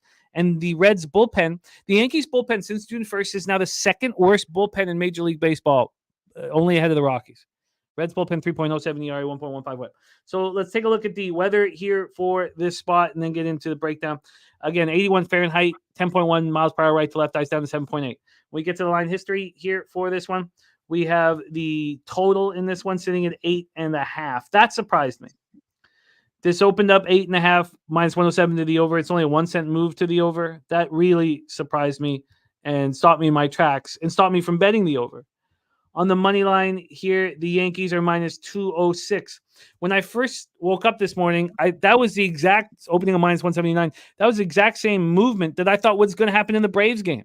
But it happened here in the Yankees game. So they're saying that the Yankees are very, very live, and that was a discount opportunity to back them. Let's get into the cash flow for the Yankees spot. We have 89% of tickets, 91% cash on the over, and this line is not moving at all. And then 93% of tickets, 98% cash on the Yankees, and the line's moving heavily towards the Yankees. Take it away for us here, Jose Bouquet, Reds, Yankees in the Bronx. Yeah, so obviously with everyone else, I kind of leaned over here, but with 90+% of the bets and money on it, I kind of got sketched out there. It has juice-wise moved towards the over on Bet Online, minus 113 to the opener, now minus 115 to the over, but not enough here. I do expect Luis Gil to regress here as well, but I don't know, so I stay off. Graham Ashcraft is very boomer bust, and you've talked about the bullpen. So if Luis Gil does pitch well here today, I could hope that a bullpen comes in and blows it up. But I wasn't, too sold on any of these things with all the bets and percentages on it. So I stayed off. Well, we have a little help here from a ringer. Sharpie set up to talk about Scooball, ready to talk about Luis Gil. I think that will help, and then we'll hear Loshak's plans. So please welcome star of the Odds Bunch YouTube channel, our friend Sharpie in the house. Sharpie, there we go. Sharpie, how are you, my man? Man, I'm good. I heard you saying what's wrong with him, and I'm like, I'll tell you what's wrong with him, bro. His spin rate has been down 200 RPMs plus his last 2 games. That's what's been wrong with him right there. And kind of like how whatchamacallit, Garrett Cole got lit the fuck up on the road right after somebody got caught cheating. I mean, this team cheats. It is what it is. They use substances. And if your shit's dropping 200 RPMs in a game, that means you're not using something that game. So, I mean, they dropped his outs the last week. I think it was like 15 and a half. And it was like, oof. Books know he's getting cracked. It's bad. It's up at 16 and a half, but still nowhere near his average. So, they do have his earned runs drop. Last week, it was 2.5. Everything said he was going to get lit the fuck up last week. The books knew it. So this week, they're still saying it's a coin toss. They don't know if he's going to cheat today, but I'm telling you, bro, watch the kid. Watch him. It might be a live bet spot, but when your RPM is dropping that much on your breaking pitches, that's a problem. That's a great whatchamacallit, one of my guys that I talked to calls me in game. I think 2 games ago, he goes, look at the pitch, look at the slider. It was like literally 300 RPMs. What? It was not sliding. It was just sitting there. It was a duck. And live bet the under. Like, we're like, bro, is this a lie? Is this a lie? And we start watching the game and we're like, bet this dude under live. But and then last week it came right back out, and versus a team that he couldn't cheat against. They will call you out versus the Mets. They will have you thrown out. So does he go back to him? He's back at home, right? Yeah, that's what I was going to say. He's back at home, after so the maybe. Second inning, guys, is when Garrett Cole normally cheats at home. He'll get freaking checked. He'll get checked, and then you'll start seeing him going to his fucking normal thing, guys. Once he figures out the routine, he gets in. It's a good live betting thing I've learned over the past few years with Spider Tack, but these old veteran guys, these guys who've cheated, they don't stop. They don't stop. They learn when they can and cannot. And at New York, you will rarely see the cameras on Cole pitching before the pitch. What he does pregame. Once he's set, okay, camera's set on him. Beforehand, they'll move the camera to the batter. They'll let Cole do his thing. And then they move the camera over to Garrett Cole. This is just shit that I mean, maybe I'm a conspiracy theorist, but it's like they're allowing him. No, I love the breakdown. Wouldn't be surprised if he comes out and has a decent game. They did bump his outs up. They did drop his earned runs back down to 1.5. And he's at home. Who would have thought? And the books are indicating it even from side and total that is the case. Exactly what you talked about in the prop market, that the Yankees are live and that this Keel's going to pitch well and that the line was a discount at first offering. Peter, take it away, Reds Yankees. Okay, first of all, just because my numbers like it, Ashcraft over 4.5 hits, minus 160 at Caesars. They like it. Yes, Ashcraft once every however many starts comes in and, throws 7 shutout, 2-hit innings. And if that happens here, okay, I'll eat the loss. But the numbers like over 4.5 hits, minus 160 Caesars, I'll take it officially. And yeah, basically everything Sharpie said is dead on. And when I saw these numbers come out early, I was like, okay, Heel has his hits number is 3.5. Okay. That's not an accident. Either they know that he's only going to pitch 1 inning or they know something else. I mean, it's the numbers made no sense to me. Not that it made no sense. Basically just what Sharpie said. I was taking I was going to take Heel to have a good start or nothing. And I don't know what to do now, but yeah, Heel over outs at 16.5. Very, very tempting. His strikeout line is very high. Everything's pointing to him having a good start. They are seriously in the prop market saying he's going to smack today. Yeah, exactly.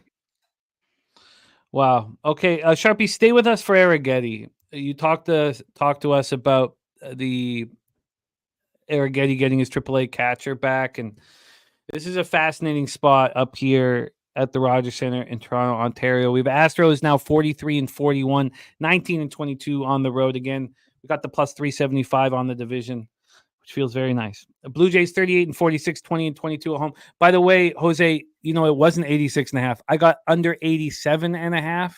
And not only that, Jose, even money on the under. The over was juiced. Can you fathom that with this terrible baseball team? So that's just in business. At least it was Canada Day. And I'm wearing our Canada Day jersey today. Look, I kind of want to keep Vladdy. It's hard, he's with his dad and the history he has at the ballpark here. I just kind of, I would, but Bo can go. But Bo can't go. He's having a horrible year. You got to trade him when he's worth something. So who's going? The guys who are going we're getting nothing back for them. I know. That's what it seems like. If you're not trading Bo and Vlad, you're not getting shit back. All the guys that we're going to get rid of are UFAs at the end of the year. So it's just horrible. But that's okay. We'll get paid off of it. Spencer Arrighetti going up against Jose Barrios. It is beautiful weather up here. Absolutely beautiful weather. 68 Fahrenheit, 11.5 miles per hour right to left. The roof will be open. Dies down to 10.7. Dies down to 10.4 here.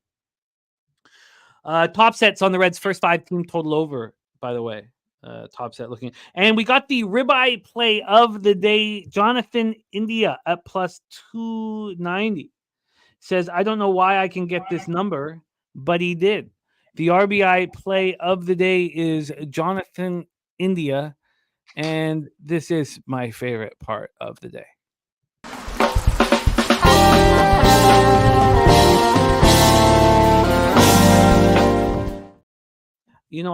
I was putting in the note. I was copying and pasting. I got to see it.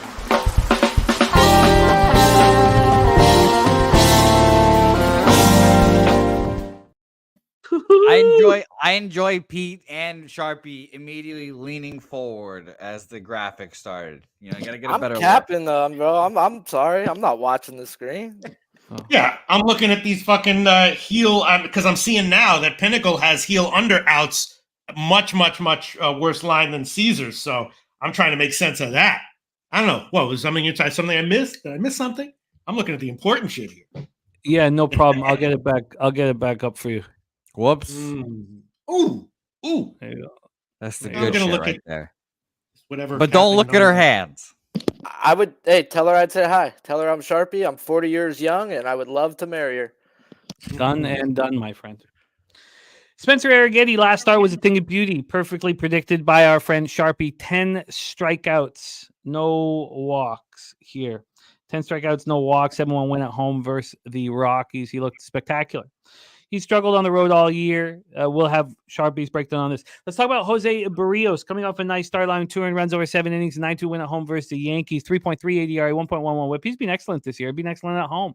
5-1, 2.39 ERA, 216 opponents batting average. Astros versus righties since June 1st, 269, 774. Jays just 238, 683. And the Astros bullpen being strong, 3.87 ERA, 1.25 WHIP. Jays bullpen 5.09 ERA, 1.29 WHIP. Let's get into the line history. We've already heard from Troy Torrance. He's on the Jays in the under 8.5 in this one. We have the Jays right now at minus 103. They opened up at minus 110. The Astros have gone from plus 102 to minus 105. So there's been a slight move towards the Houston Astros.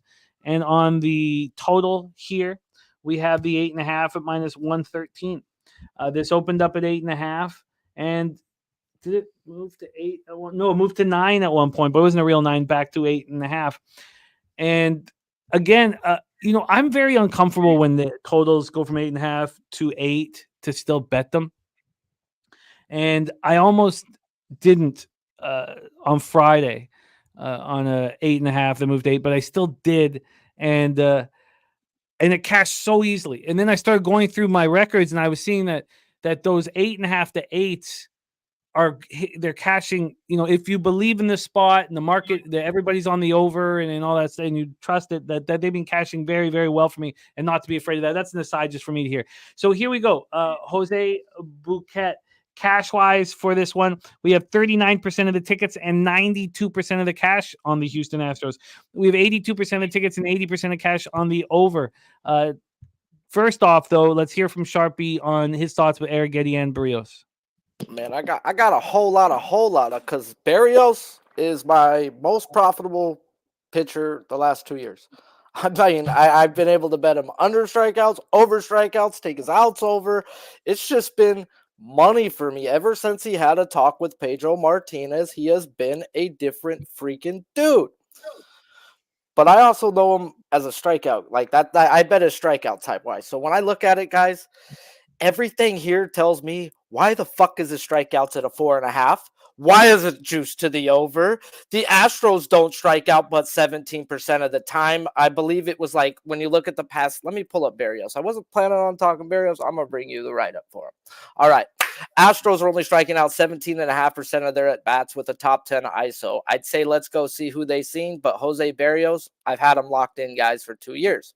And it's chase contact, as there's been no need for me to run whiff and K percentage or anything else that we would look to use. But nope, Barrios has been simple and easy when it comes to K props. As when it says over, it goes over. When it says under, we go under. And when it says it's a coin toss with past history, I've stayed off, and he's 2-2 this year. So I've stayed off, guys, is not hurting me because being 2-2 is still losing juice at the end of the day. So at first glance, guys, I'm like, why is this a 4.5? Shouldn't this be a 3.5? Like when he faced the Astros earlier this year and didn't get it? As he's only hit the over 4.5, guys, 50% of his last 10. Taking the fact that he's facing the Astros, who are not striking out, and his last 3 games versus the Astros, he hasn't had more than 3 in a freaking game, including a game where he went 7 innings. Oh no, guys, this should be a 3.5 minus 130 to the over. They have a whole nother strikeout added onto it, guys. And then you go look at his hits. His hits tell another story, guys. Everybody and their mom was on the fade Barrios train last week versus the Yankees in the prop market. And I text Spin. I'm like, bro, he's going to smack. The book says he's going deep and he's going to smoke these Yankees. And that's exactly what he did. Now, they jumped his hits up from 4.5 to 6.5. It was a 4.5 last week versus the Yankees, guys, and he shut them down. He ain't been at a 6.5 all year this long in his hits. Granted, it's juiced to the under, guys. It's still telling me in a small way that he's going to get hit and he's going to get strikeouts while he gets hits, guys. So I think Barrios gets hit today at the end of the day, but strikeouts do not correlate with runs. And at the end of the day, you give up 7 hits, dude, you're giving up 3 runs minimum. It just is what it is. I mean, so I can't look to back him, though, even though when I look at the chase contact, it says under. Like there is only 4 guys who do not make contact when they chase, and one of those guys hasn't struck out in 10 at-bats. So it's really 3 guys.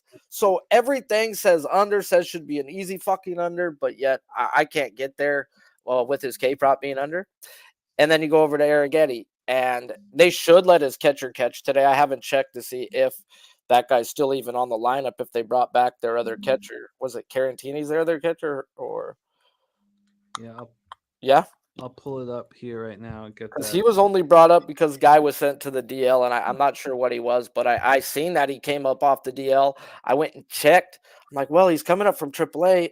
Arrighetti ain't no freaking super stud, guys. He worked his way through every part of the organization to get to where he's at. Okay, he's not a top. Sorry, Jim. Sorry, I got to drop out for 1 second. All right. Is that okay?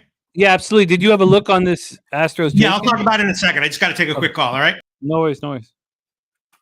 But yeah, so he's not a super stud, guys. He wasn't one of those high drafted, get him through AA. No, he had to go through every single freaking thing. He got better and better. So when I seen that, the guy's coming up, I went and checked. His last 2 years for Arrighetti was in AAA, guys. Salazar was his catcher in AAA over the last 2 years.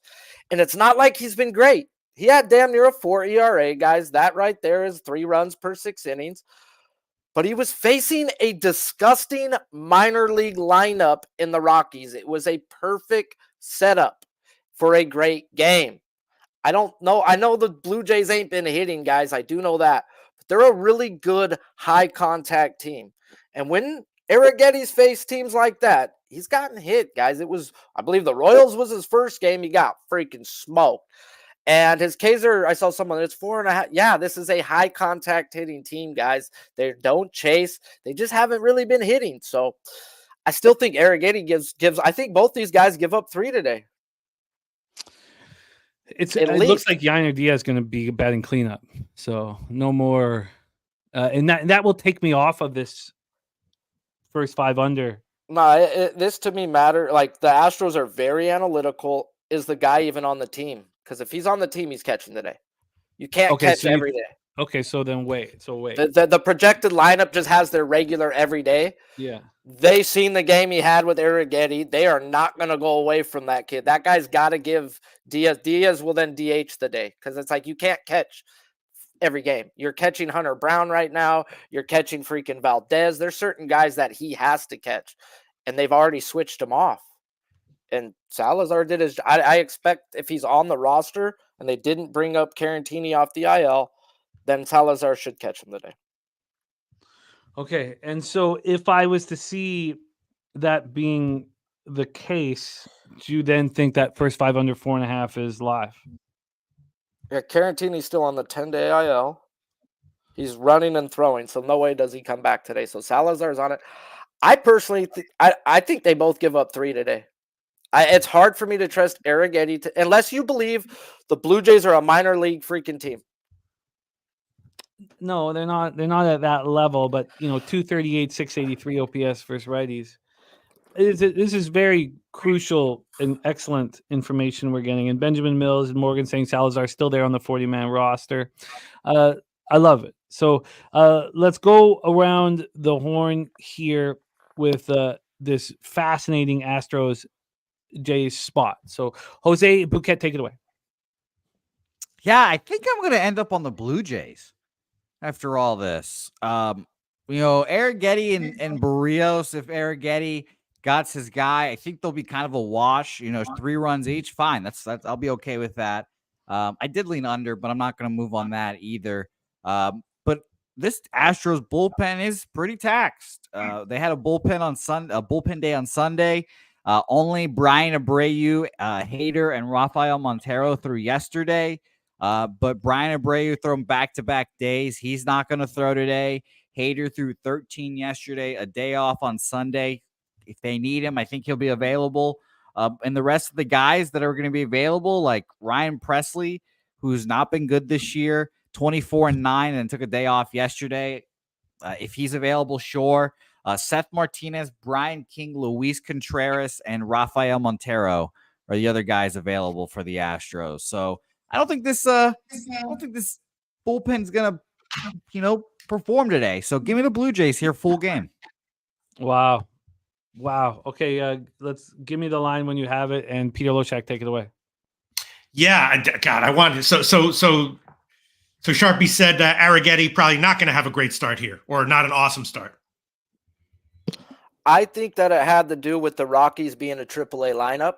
Really, more. In fact, he's still at a 4 ERA in the minors. It wasn't like he was that dude. Right. Okay.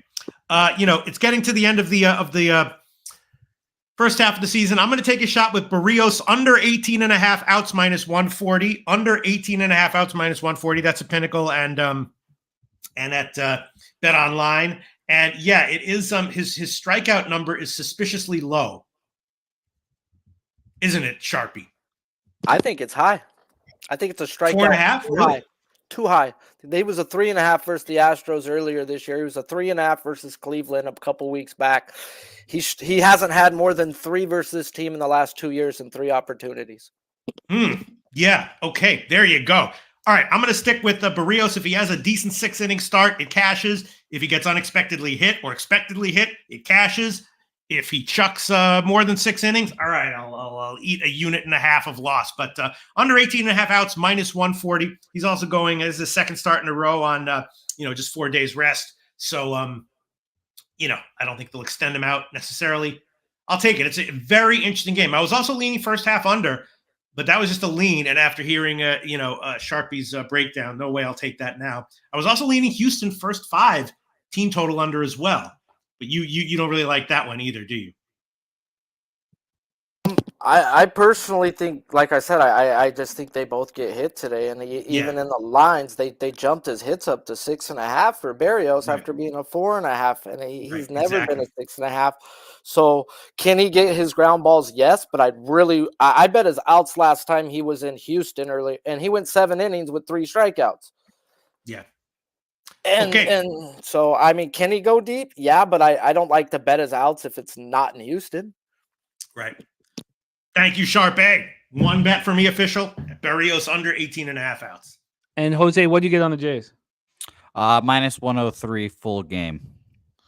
All right, I'm going to stay off of the spot. Sharpie, stick with us because we have one game before your game. So stick with us here for the next one. 7:20 p.m. Eastern, San Francisco Giants 41-44, 16-25 on the road at the Atlanta Braves 46-36, 26-14 at home. We're at Truist Park in Atlanta, Georgia. So I moved on this game, and I thought that the line history would be similar to what the Yankees line history was today. I thought this would move towards the Braves. I moved at it on a first offering yesterday around 6 o'clock or so. Lopez now the line's moved to the Braves, so I feel better now. It hadn't. I'm opening up minus 179, now minus 196. It does concern me that there was no move, until the last little bit. There was a move. There had been 6 cents of movement at 2 a.m. and then there was 13 cents of buyback. And then that was at 5:49 a.m. That surprised me. But now we're at minus 196. And this isn't a bet based on market. This is a bet based on eye test. And this could, obviously blow up in my face. This total opened up at 8.5. It moved to 8. It moved to 8 at 11:10 this morning. So just like an hour and 40 minutes ago. And when we get to the cash flow in this one, the Braves have 92% of the tickets and 92% of the cash. Very public. 91% of the tickets and 87% of cash on the over, and it's dropped a half run. So maybe they're telling you that Hayden Birdsong is going to pitch well here. I watched that whole start of Hayden Birdsong. 17 tickets for his family, his parents cheering him on. He's got 4 pitches. None of them are A pitches yet, but he's got he's a really good pitcher. And he almost left that game. He threw 4 2/3, allowed 3 earned runs. It was a 4-3 win at home versus the Cubs. But it was 3-3 when he left the game. But it was 3-2 until someone took him yard right before he was pulled. Now, that was magical. Your first start at home, your family's there. It's magical.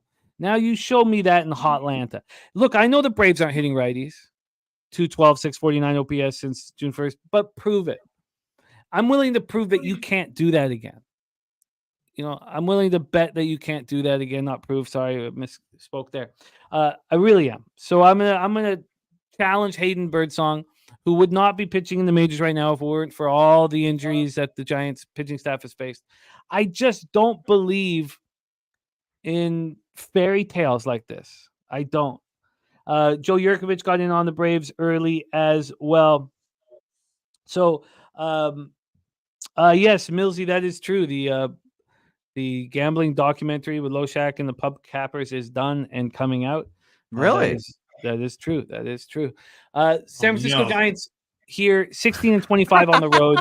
Lopez 6-2, 1.70 ERA, 1.11 WHIP. He's been spectacular this year.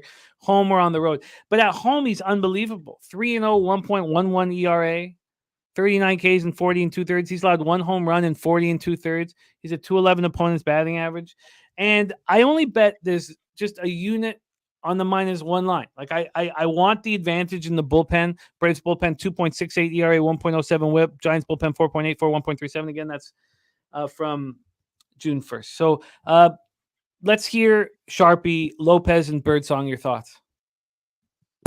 I actually tune into this show more often than you guys think. I just don't always freaking throw and talk in the chat because I may be doing stuff you don't need to know about. But could be freaking just yard working, but still. I'm not a big Lopez guy. Obviously, he doesn't strike a lot of people out, but you listen to Jose about him. I mean, if you haven't, then you're losing money. I know he's had his number, guys, at the end of the day. But on the other side, man, I think I might back fucking Hayden Birdsong today, bro. Don't know if I want his outs. He has the pitch mix that will destroy this team. This is a free swinging team right here. They only walk league average. They're hitting bottom 5 ISO. This is a get right spot for him, in my opinion, right here, where when he faced the Cubs, they're walking damn near 10.5% of the time. They have at least the middle of the pack guys. He ran into walk problems. He had 3 walks. This team right here, I'm all about picking on the Braves, and I'm getting a really good 4.5 at plus money on his strikeouts. This team whiffs to fastball, slider, curveball. Like, there's a whole lot of free swinging. They're back to the old Braves where they're just trying to hit for power, and the power just ain't been there. At least when I fade them, guys. So I've been able to pick on the Braves all year long, and I don't see why not. Why stop, in my opinion. So I'll be looking to back Birdsong once the lineups are out. Looking to back Birdsong for Sharpie. I got the -1 at -129. That was at first offering at 6 p.m. yesterday. And I'll probably take his strikeouts, more being real with you, because you can get your ass kicked and still get 5 strikeouts versus this lineup. Yeah, no doubt. The -1 at -129 was at Pinnacle at 365. It was -138. Jose Bouquet, Giants Braves.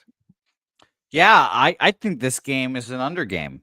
There's a shitload of money on the over as we expected. 92% of the bets, 89% of the money, and just I don't know, like a couple of minutes ago, this went from an 8.5 to an 8.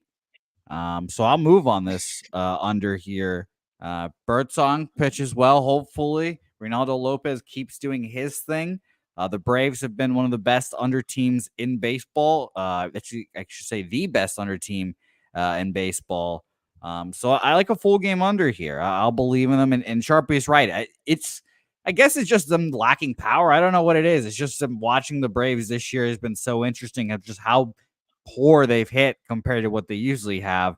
And it does help that Reynaldo Lopez this year at home, a 1.11 ERA in 40 2/3 innings pitched. I just need Birdsong to keep his shit together. And the Braves, like I said, best under team in baseball. So I think he can. So under for me, full game. What did you get? -107 for the 8. Okay. Peter Loshak, take over. Yeah, as usual, great breakdown by Sharpie. And yeah, I actually hit Birdsong over 4.5 strikeouts when it was plus money. Now it's gone up to about -120 or so. And Sharpie said that in his first start, he had ran into some walk issues. In the minors, he had some control issues too. Birdsong's the kind of guy who gets a lot of strikeouts, but is prone to giving up walks and has those starts where he gives up a lot of runs and also gets a lot of strikeouts. So I agree with the strikeouts thing. Sharpie, you don't like Lopez though, huh? How much don't you like him? He's just the guy I don't cap. I don't cap every pitcher. It's just the way I do it. And because the dude averages less than a strikeout per inning, he's a guy not on my radar. I like to bet guys who strike people out. And, very few. I don't know. I could find an advantage in every person I look at. So the least people I bet on, I'm low volume. So he's not an ace to me. Oh, I feel you. Jose Bouquet, what do you feel about Reynaldo Lopez? You kind of like him, don't you? Yeah, I do. I don't want to say he's been one of my guys, but I think he's just been a quality pitcher all year. He's had to be because of, if he didn't, he would have lost his job, and there's no better motivation than job preservation. So I like him this year. The only guy, and I looked up to see best hitters against the starters this year, or today, I should say. Reynaldo Lopez does give it up to Jorge Soler, 21 at-bats, 12 hits, 3 home runs against him here. That's the most against any starter today. So just watch out for Jorge Soler. I was going to say Lopez, but just be aware of that. But I think otherwise he has a good start here today. All right, I'm going to hold off for now as far as an official play is concerned, but definitely, I don't like the spot for Birdsong, but I still like the strikeout prop, at least at plus money. I do agree with you though, Jimmy the Bag. It's not a great spot for him, and if he were facing anyone other than the Braves, it would be an official play. For him to get a bunch of hits, give up 4.5 hits over. I'm gonna think about it. I might make an official play on this one. Still thinking about it and looking around. Let's move on. So Jose on the under 8, -107, and then Joe Yurkovich, myself on the -1. Wham Bam watching the low bag doc right now as well. I love it. Oh God! Let's roll on. 7:40 p.m. Him is such a sneaky bastard. He sucks. By the way, Jimmy, once you said that, we talk about the documentary. It's like Pete's whole mood has changed. He's like, God damn it, I'm gonna get canceled. You ask me questions, and I'd be like, I don't really want to talk about that. And he'd be like, Hey, man, it's just us. We're just here having a conversation. And I'd be like, Okay. Oh God, he sucked me in. The documentary's not out yet. It's just being sent out to the cappers that are in it. So it's not out. It's not available, but we will. There is a Twitter you guys can follow, though. It followed me the other day. I think it's at Lowbaggers. Yeah. So if you guys want to follow that Twitter and just get any updates from it, you guys can get anything there. Shout out to Chris Smothers, ready to rock. So this is why Sharpie wanted to be here. Now, we've held him hostage since he came on, but this is the game he wanted to be here. Detroit Tigers 38-46, 19-24 on the road. Minnesota Twins 47-37, 23-16 at home. Target Field, Minneapolis, Minnesota. Look, Tariq Skubal has been, my favorite, top 5 favorite pitchers, since he, when he won the Detroit Tigers minor league pitcher of the year, I had colleagues call him trash, Scubal's trash, on shows, and I was like, I couldn't comprehend it. Now nobody calls him trash anymore, and he's coming off an incredible start at home, and this could be just a recency bias, and I'm scared to hear Sharpie's breakdowns, but he's had 2 starts on the road over his last 3 starts, and they didn't go that well. He looked vulnerable for the first time. And the offense over his last 3 starts, overall, like in 3 games, not even when he's on, but over on 3 games, they've gotten 4 runs. The Mets team against lefties is unbelievable, right? Sorry, the Twins, I think of the Mets too, but the Twins team versus lefties, 324, 916 OPS since June 1st. That's not a small sample size. They're ripping the leather off the ball. On the road, he's just not quite as dominant as at home. At home, he can shut down teams that hit lefties hard. He just did that to the Phillies. Maybe this is a mistake, but I moved on to Twins full game. Simeon Woods Richardson, 3-1, 3.41 ERA, 1.14 whip on the year. He's been excellent, especially at home. At home, opponents hitting 200 against him. He's allowed 1 home run in 26 innings. Coming off going 5 in the third, allowing 3 earned runs at Arizona. The Tigers against righties are 202, 596, and the Twins versus lefties are 324, 916. And then the Twins bullpen, 3.45 ERA, 1.19 whip. I mean, I just can't let those go. It was minus 108 at Pinnacle this morning. It was minus 110 at 365. I ate the 2 cents just to send it in on credit. So I got the Twins at minus 110. Let's go over the weather here in this one. Drizzle is an issue, especially early in the game. I don't know if they're going to push it back. Let me just do a refresh and see what they think about the spot. I know the Royals game is the bigger concern right now. They've cut the drizzle in the refresh. So 5.72 Fahrenheit, 5.6 miles per hour at left field. The wind is non-issue. Line history-wise, this total is sitting at a 7.5 at a pick'em. It opened up at 7.5 minus 114 to the under. So there's been a move from plus 101 to minus 106 on the over. So 7 cents of movement on the over. And then on the money line, we have the Twins now at minus 119 at Pinnacle. They opened up at plus 101. So a 20-cent move towards the Twins. And then when we get to the cash flow here, we have 66% of tickets and 71% of cash on the Twins. Lines moving towards them in a big way.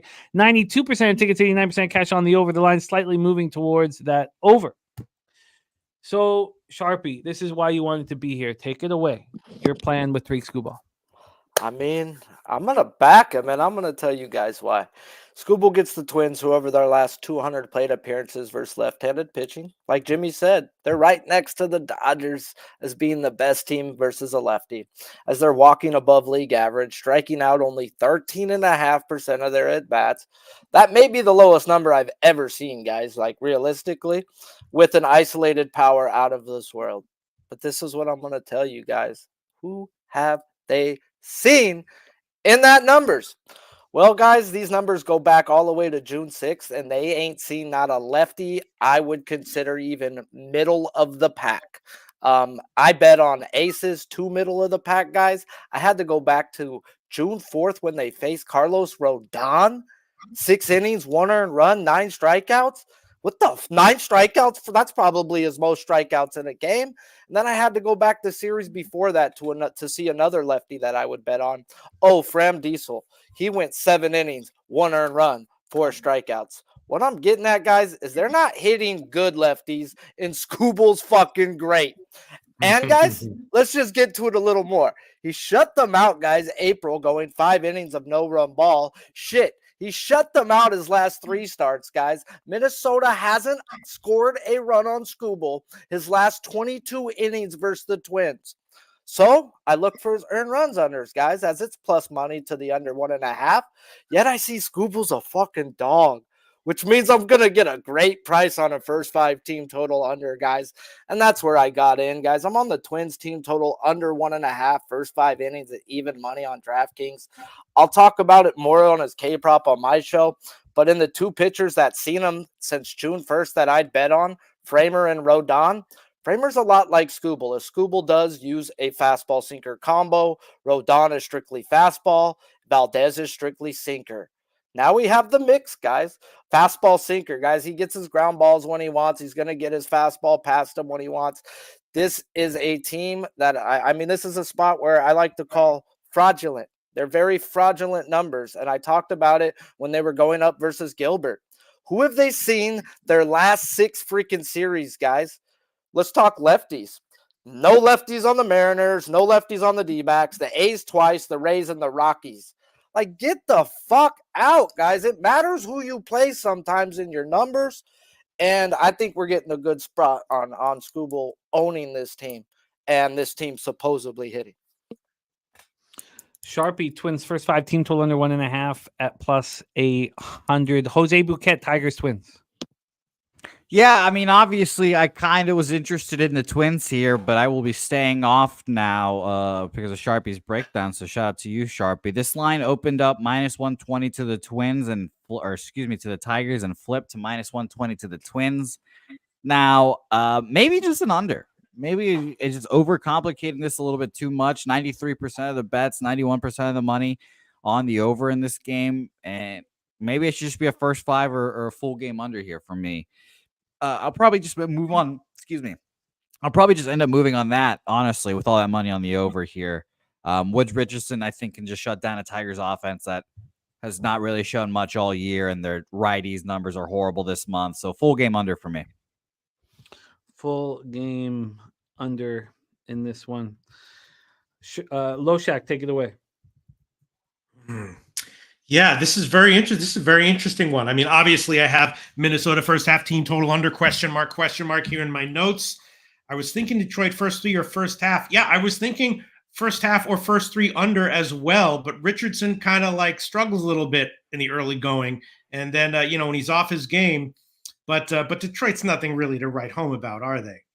And if you really like, and then the question is Scooble going to come here now Scooble's going on 7 days rest here, so it's possible that his, but I mean, I'm looking for reasons not to take Scooble here. Main reason though is why did the line flip so strongly towards Minnesota? That's a reason and a half, isn't it? There may be a bias as to what the Twins have been doing offensively against bad pitching, which does concern me. Yeah. But, the first 5 under 4, I looked at immediately last night. There's been really no, real movement on it. There had been a move towards the over. This opened up at a minus 101 to the over, and it really stayed that way until this morning when it got to minus 107. Now it's come back. So there's been no movement on the first 5 under. Jose, you got the under 7.5 at what juice? Minus 111. Continue, Pete. Do you have a plan here? All right. I'll take a shot with it.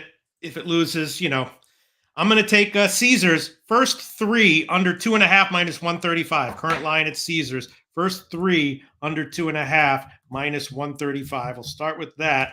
First 3 under 2.5 minus 135. Current line at Caesars. And I also, I don't understand why Woods Richardson's walk number is so low. It's 1.5. The over is plus money. Last time I was in this situation, it was with Bayo. I liked over 1.5 walks with him. And the last time he started on a Tuesday, didn't understand at all why the number was so low. And of course, he walked 3 or 4, whatever it was.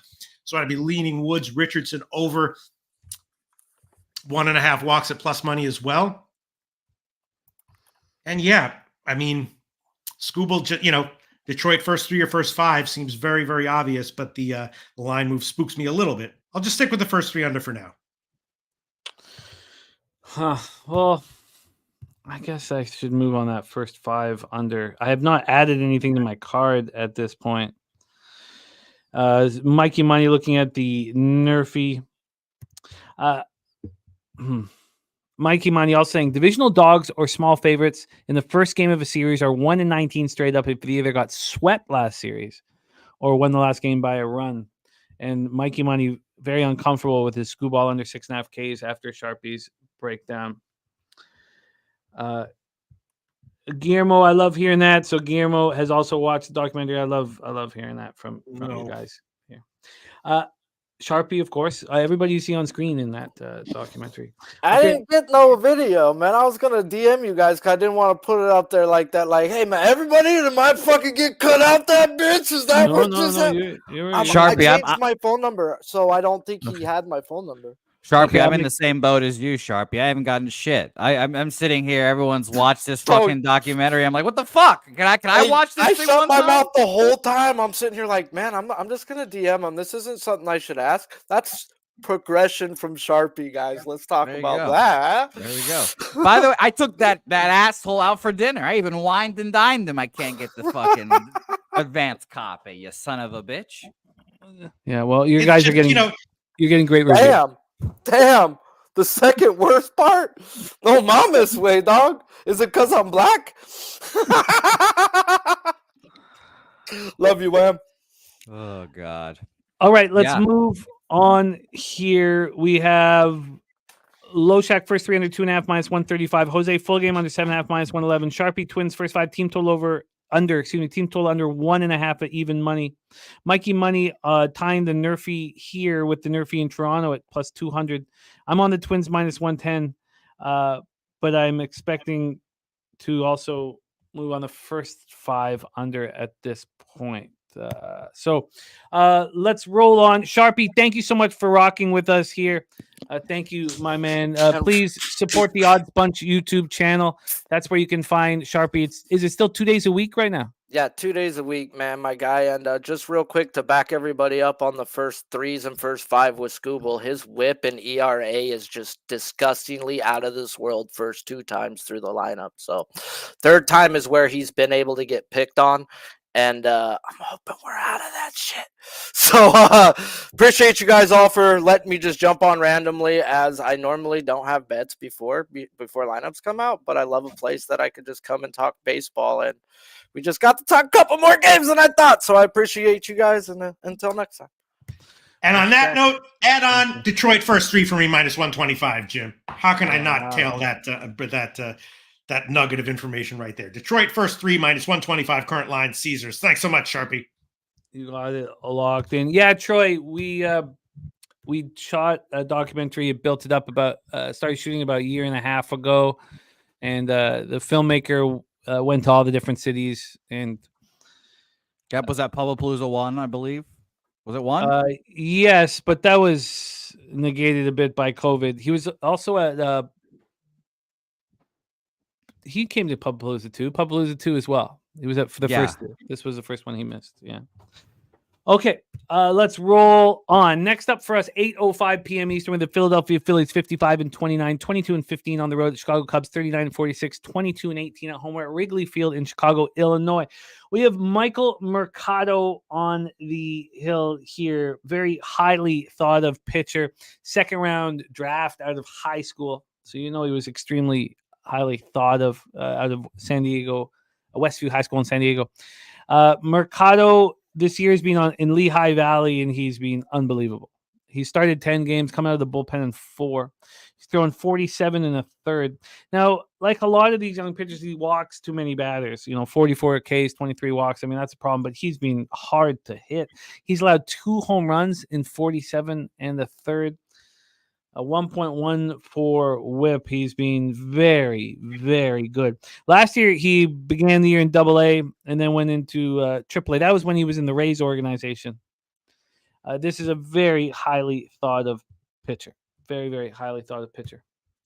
So we have Justin McKelvey stacks play of the day here. It is Suzuki over 1.5 bases at plus 110. And shout out to our guy, Justin McKelvey. Stacks, stacks, stacks, stacks, stacks, stacks, stacks,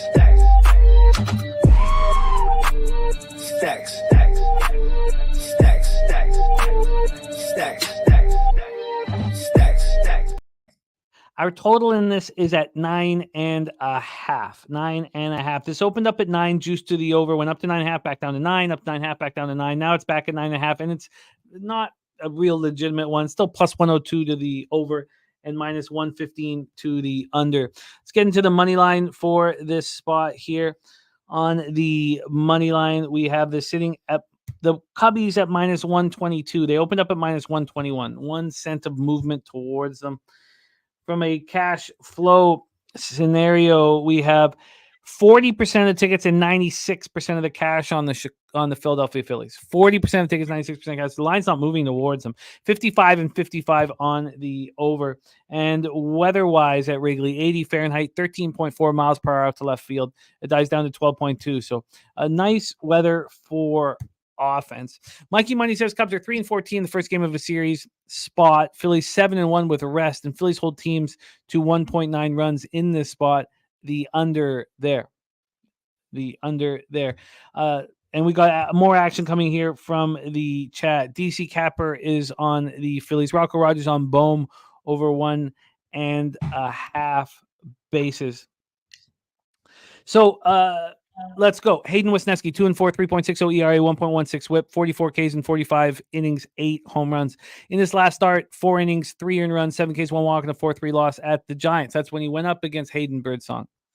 At home, he's been quite good this year, 3.380 ERA and 220 opponents batting average. Phillies versus righty since June 1st, 273, 773 OPS. Now, we know there's a big stick out of that lineup, but they've still been hitting okay. I mean, those were all unders until that final game of the series. The Phillies just ran through against God, what the hell's wrong with me? Who are the Phillies playing? I know we're cashing unders on it. I'm tripping. Cubs versus righties, 232, 691 OPS. Phillies bullpen, 2.27 ERA, 1.02 whip. They've been very good. The Cubs bullpen's been a little better, 3.61 ERA, 1.32 whip. Jose Bouquet, take it away. Your thoughts here for Phillies Cubs. Miami. So here's the thing. I'm square, but I just can't trust the Phillies right now. No Schwarber, no Harper, no Jose. I know Michael Mercado is supposed to be good, I guess, but this game screamed under for me here, Jimmy. And obviously that was like, I don't know, that the big key of this game was how is the Phillies pitching going to do against the Cubs offense. And I ultimately don't trust the Cubs offense. And as Billy Friedrich would like to say, the last place Chicago Cubs here. So I like another under in this game. Admittedly, I was a little sketched out with it being a pretty even ticket split.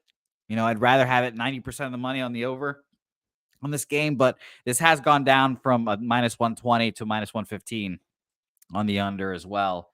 9.5. So I've gone back and forth. I don't know if I'll move on it, but nothing official yet. And we got great stats here coming in from our guy, Troy Torrance, here for us all to peruse. He says the game's a bit different because we got the first appearance from Michael Mercado. Peter Loshak, take it away. Wisniewski is supposed to go a bunch of innings. And I don't understand why his strikeout number is so low at like 3.5. I would want to take the over on that one. This game I didn't look into as deeply as some of the others, but Wisniewski, Yeah, the Philly offense is a little bit hamstrung right now, right? How bad is it, Jose Bouquet? Give it to me straight. I mean, Jimmy, you just talked about it against the Marlins. 2 out of 3 games under, right? And they lost against the Marlins as well. The Marlins, that's of course who they were playing. I tripped out. Yeah, those first 3 games were clear unders, and then the final game soared. Yeah, so that's why I'm like, oh man, I don't trust this team to bet overs. And Billy Friedrich also reminded me they have their shitty shortstop over there, and Alec Boehm, but this is the lineup. This is projected, so we'll see. Bryson Stott, he's okay. Shortstop, Alec Boehm, Brandon Marsh is fine. Nick Castellanos is I would say average to below average. Cody Clemens sucks. Whit Merrifield's not good. David Dahl sucks, and Garrett Stubbs sucks. So this is just an under kind of game for me. And Nutflush said it, like, why is this a 9.5 if this is screams under? And maybe I think JPZ just mentioned the wind. That was my first instincts as well here to see how hard is this wind blowing. And he mentioned it. It is kind of going out here. 13-mile-an-hour winds dying down to 12, going out to left field.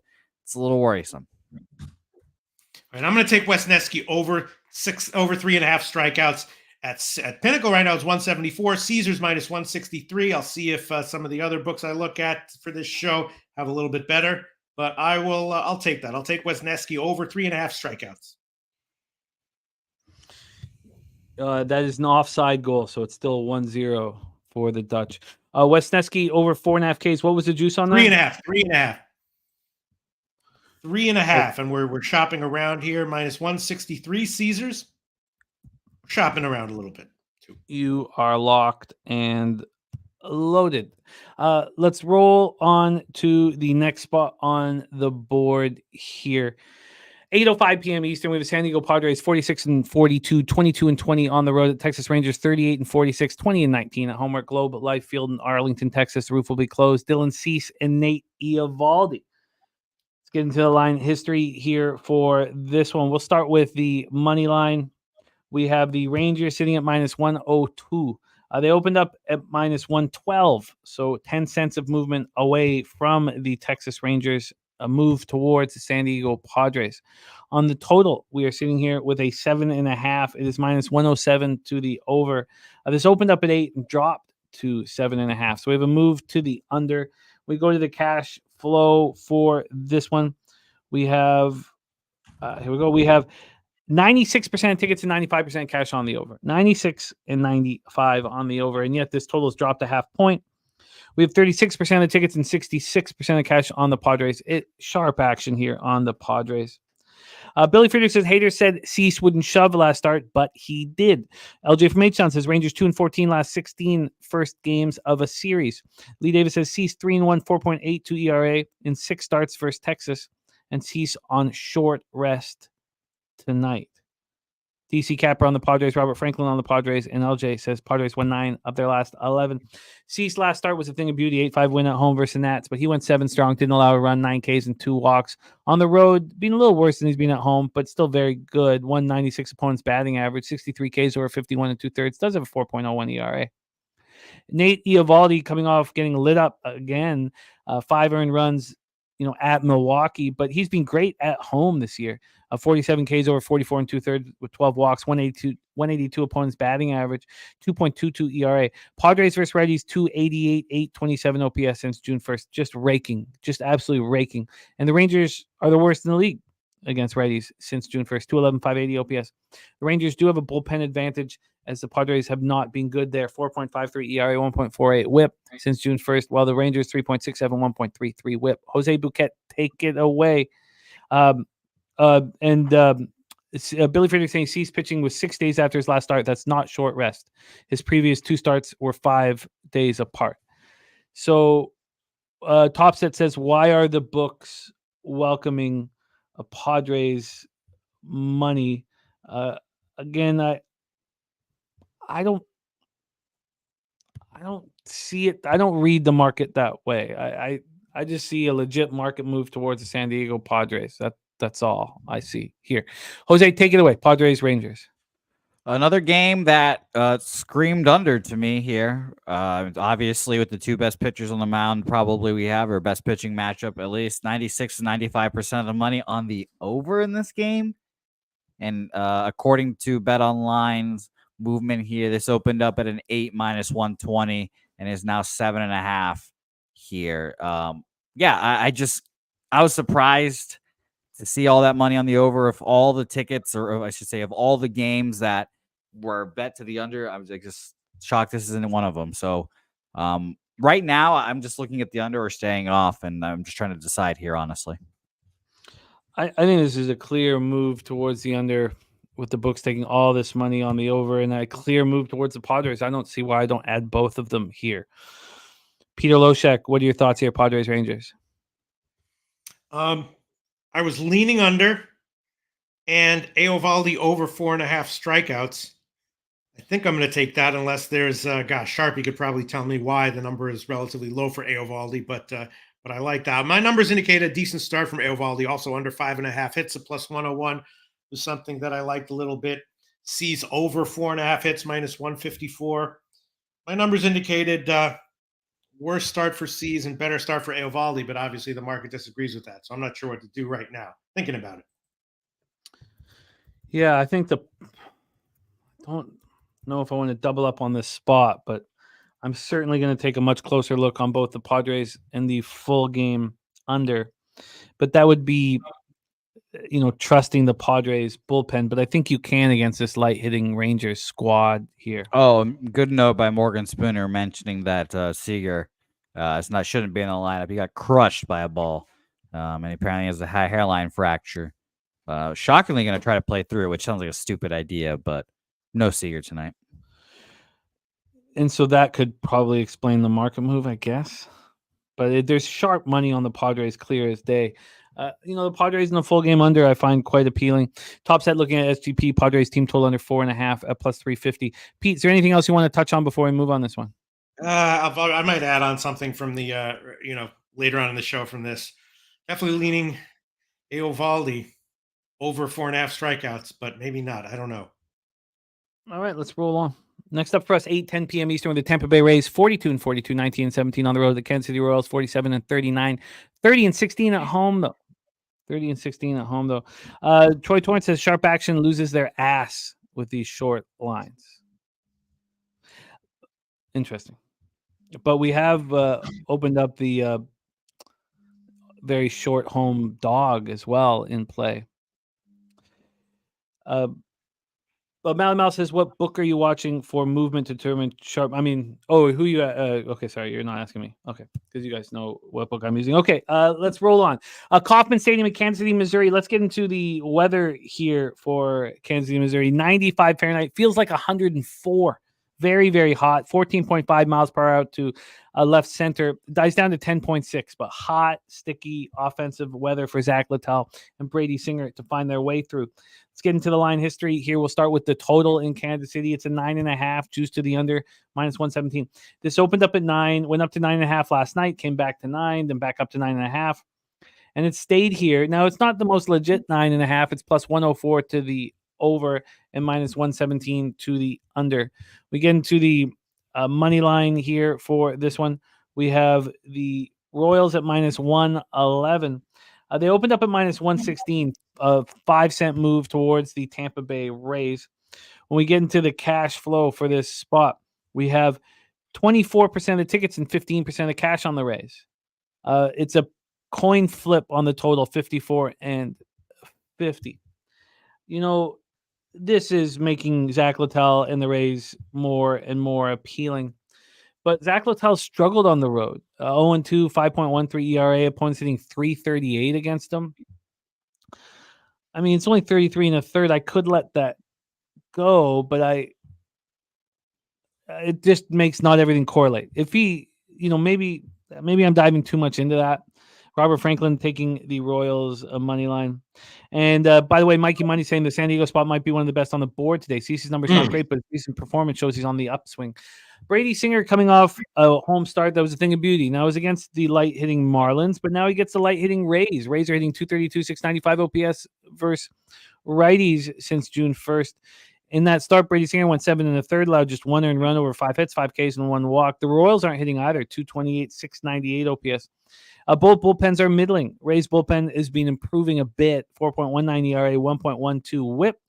And the Royals bullpen, 3.96 ERA, 1.25 whip. Jose Bouquet, take it away, Rays, Royals. Yeah, Rays did look appealing in this spot. I thought it was a pretty short line to begin with. Here, well, I should say I thought it was a pretty short line when I saw it. It opened up at -123 Royals here at Bet Online and dropped to -114. It dropped to -110 as you see on screen and climbed back up to -114. So yeah, I think the Rays are semi-live in this game. I'm not going to move on it. And the total, again, we talked about how some of these totals are actually bet to the under a little bit today. 51%, 56% of the money on the under. It's a rare one here we don't see often. So I don't know. And it's funny enough that this total has gone up from 9 to 9.5. So I stay off this game. I lean Rays team total over, but nothing for me. Take it away, Peter Loshak. Your thoughts on Rays Royals? Yeah, I was definitely leaning KC in first half, but you're saying everyone's saying Tampa Bay. It's Tampa Bay or nothing here. I mean, the market move towards the Rays is interesting. Just quickly going over his road starts here. Let's go back, through just till June. Last start on the road was on June 20th. 2 starts back. He allowed 2 earned runs over 5 innings against the Twinkies. The start before that was where his numbers got trashed. In Atlanta, they went for 6 earned runs over 2 innings. 2 starts before that on the road, he got through the Orioles, but again, 3 earned runs over 6 innings is a quality start, but he allowed 11 hits, so he's probably pretty fortunate there. Continue, Peter, your thoughts. All right, I'm gonna take Littell to have like a not so great start in one way or another, and I will also and Singer. Numbers also like Singer over 4.5 strikeouts. Are people thinking that Singer is going to have a down start here as well? I was leaning KC first 5, full game. Littell to get hit. Singer to not necessarily not get hit, but to get a couple strikeouts. But obviously, this is I'm not people. The market and our comment section isn't necessarily agreeing with that, huh? Is that what I'm seeing here? Yeah, I mean, the database says raise money line and under for Troy Torrance. Morgan Spooner says Singer's not a publicly backed guy. Most of the Royals rotation are bottom of the barrel leftovers from other teams' rotations. This is just value with the better pitcher and lineup at home for Morgan Spooner. So my gut says KC in the over. Troy's database says Tampa Bay and the under. Whom to trust? Whom to trust? Wow. Yeah, I'm going to stay off the spot. I guess there's enough that just doesn't correlate for me. Okay, Peter, do you want to add anything before we move on? I'll make a few official bets from my gut going against not necessarily the directly against the database, but yeah, my numbers say not a good spot for Littell, decent spot for Singer. We'll see. Let's move on. I'll let you know. Yeah. 8:40 p.m. Eastern with the Milwaukee Brewers 50-35, 23-22 on the road. The Colorado Rockies 29-55, 17-24 at home. We're at Coors Field in Denver, Colorado. Let's get to the weather there. 84 Fahrenheit, much warmer than it was last week. 11.6 miles per hour in. It dies down to 8.9 miles per hour. Let's just do a quick refresh here. It's been about an hour since we have all the numbers are the same. Let's get into the line history here.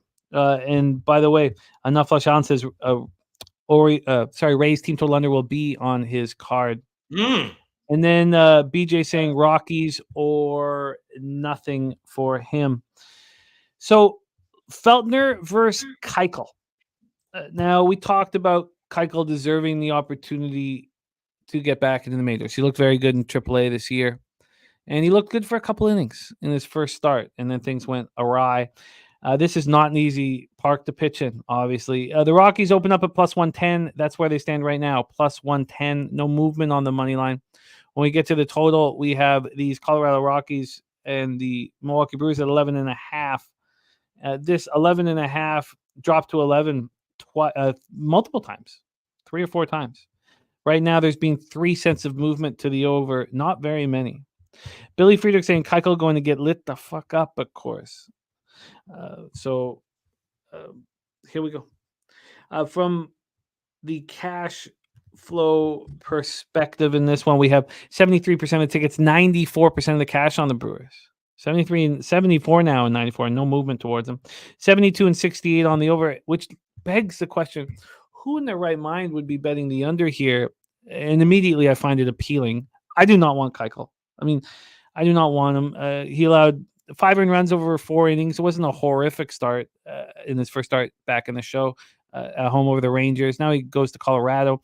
Feltner coming off allowing 2 earned runs over 6 innings, 4 runs overall, but 2 earned. Was a nice start in 7-1 loss at the Astros. At home, the series being lit up and smoked. 7.43 ERA, opponents hitting 329 against them. Brewers versus righties, 255, 707 OPS. Rockies versus lefties, 248, 737. So where's the big difference in this game? It's the bullpen. This is as big of a difference as you'll ever see. The Brewers bullpen since June 1st, 2.55 ERA, 1.12 whip. The Rockies bullpen, 6.79 ERA, 1.60 whip. Robert Franklin said, you said Keuchel already bet the over 11. I just don't believe that anything is that easy in what we do here. But I don't dislike that plan, and you pick the right spot to move on and on. Take it away for us here, Jose. Brewers, Rockies. No action here. I want to keep watching Keuchel pitch. I didn't bet against him in his first start. I'll watch him again in his second start. Normally, like if he wasn't in Coors, I probably would have been already on the team total over. But I just stayed off this game. It's in Coors. Juice super high. No thanks. And Morgan says Keuchel, when he's able to be effective, is a ground ball pitcher that plays in Coors. Loshak, take it away. This one, I think I'm going to. Well, first of all, let me say, and I'll go over it at the end of the show. But I'll definitely add on Eovaldi over 4.5 strikeouts minus 145, and Singer over 4.5 strikeouts minus 126. And I'll add on some Littell stuff later on as well. This one, Milwaukee, definitely lean. Slight. My numbers slightly into Colorado as a dog, but low confidence there. And really nothing. Slightly into Feltner over 6.5 hits at plus 120, but plus money. And a very slightly into the under even statistically, but there's no way I'm going to take that. Obviously, Keuchel, a big question mark. He has in his career had some innings at Coors and it's not gone well. But I didn't look into too deeply why that might have been. Pass for me. This game is a pass. This game is a pass for me as well. I don't feel like things correlate enough here. Let's roll on. Next spot on the board, we head to Oakland Coliseum in Oakland, California. These Angels are 36 and 47, 18 and 21 on the road. A's are 30 and 56, 18 and 23 at home. Ron Crawford for the dog play today is the Orioles, although the Cards, White Sox, Miami, Marlins, Toronto Blue Jays, and Padres were all spots for the dog spreadsheet, but not the play of the day. Mikey Money says, if I lose because Keuchel shoves, that's a risk I'm willing to take. That's legit. That makes sense. But let's talk about this spot. So we talked about it right off the top. We have Jose Soriano, who had an infection in his abdomen. So he threw and has been seen multiple times throwing from 120 feet in long toss, but he's not had a start in the minors or anything like that. So we have not seen him since June 12th. And it was a great start, 8 innings, 2 earned runs. On the road, he's been amazing, 2.33 ERA, 199 opponents batting average. Look, I'm a huge Soriano fan, but and I respect Pete's breakdown, but I'm not going to sit here and expect him to pitch well here. I just feel like it's too much to ask personally. And I like Mitch Spence. Now he just saw this Angel squad and they lit him up and smoked him. We see zigzag. We see a lot of zigzag when pitchers see the same lineup twice, in 5 days.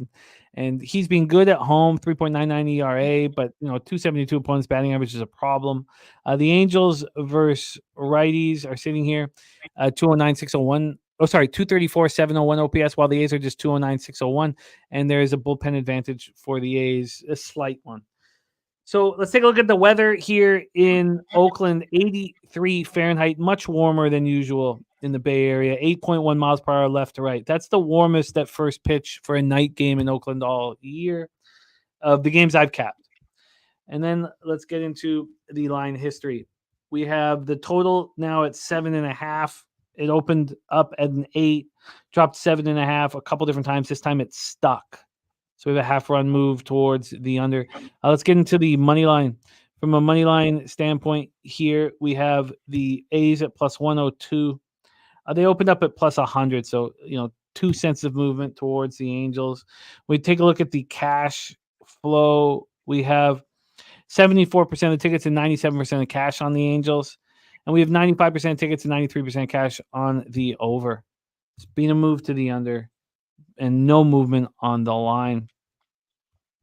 So we go into we have everything set now, right? With the 95-93. Okay, so here we go. Jose Bouquet, take it away. We have the Angels and the A's. Yeah, honestly, I leaned Angels, but the Soriano, like you mentioned, off of his routine scares me coming off the IL. Bubble guts worries me. I stay off this game. I was semi-interested in an over, in this game because the Angels have been hitting the ball really well. We've had our guy Wine Time Sports been on the Angels quite a few times throughout the last, few weeks. He's been on them like every day, it seems. So, the Angels have been great. And I will say this month they've been about average against lefties, against righties, 198 weighted runs created plus. Let's see if you cut it down just to the last week. If you cut it down to the last week, the 23rd to the 2nd, they are second best against righties in the league. 138 weighted runs created plus there. So just recently they've been ripping the ball. I lean over. I just don't know. I don't think I'm going to move on this game, nor will I move on Soriano. I should just stay off, but I find the market pushing me towards the A's right now. Take it away, Pete. Soriano, Mitch Spence, and Angels A's.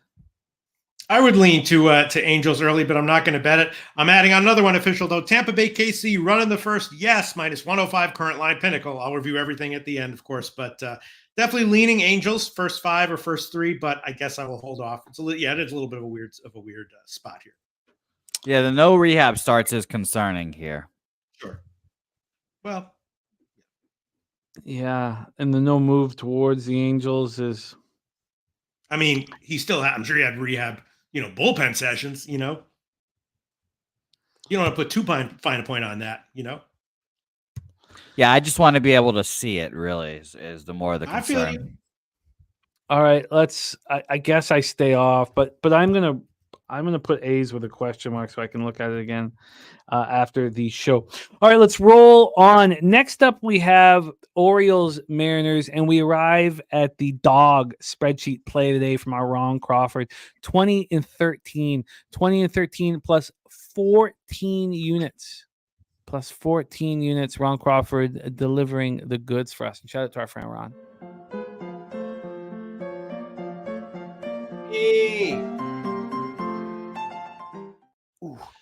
Orioles, Mariners, T-Mobile Park, Seattle, Washington. These Mariners are 28-14 at home. Orioles are no slouches on the road, 24-14. Christopher Williams says, like a marathon on here. This is per usual, man. Christopher, that's what baseball is, my man. That is true as well. Let's take a look at the weather here in Seattle. 63 Fahrenheit, 7.7 miles per hour in left to right, between 7.4 and 8 miles per hour. And our guy BJ's on the Mariners money line for 5 units, says he loves this spot. Now, I'm on the Mariners first 5.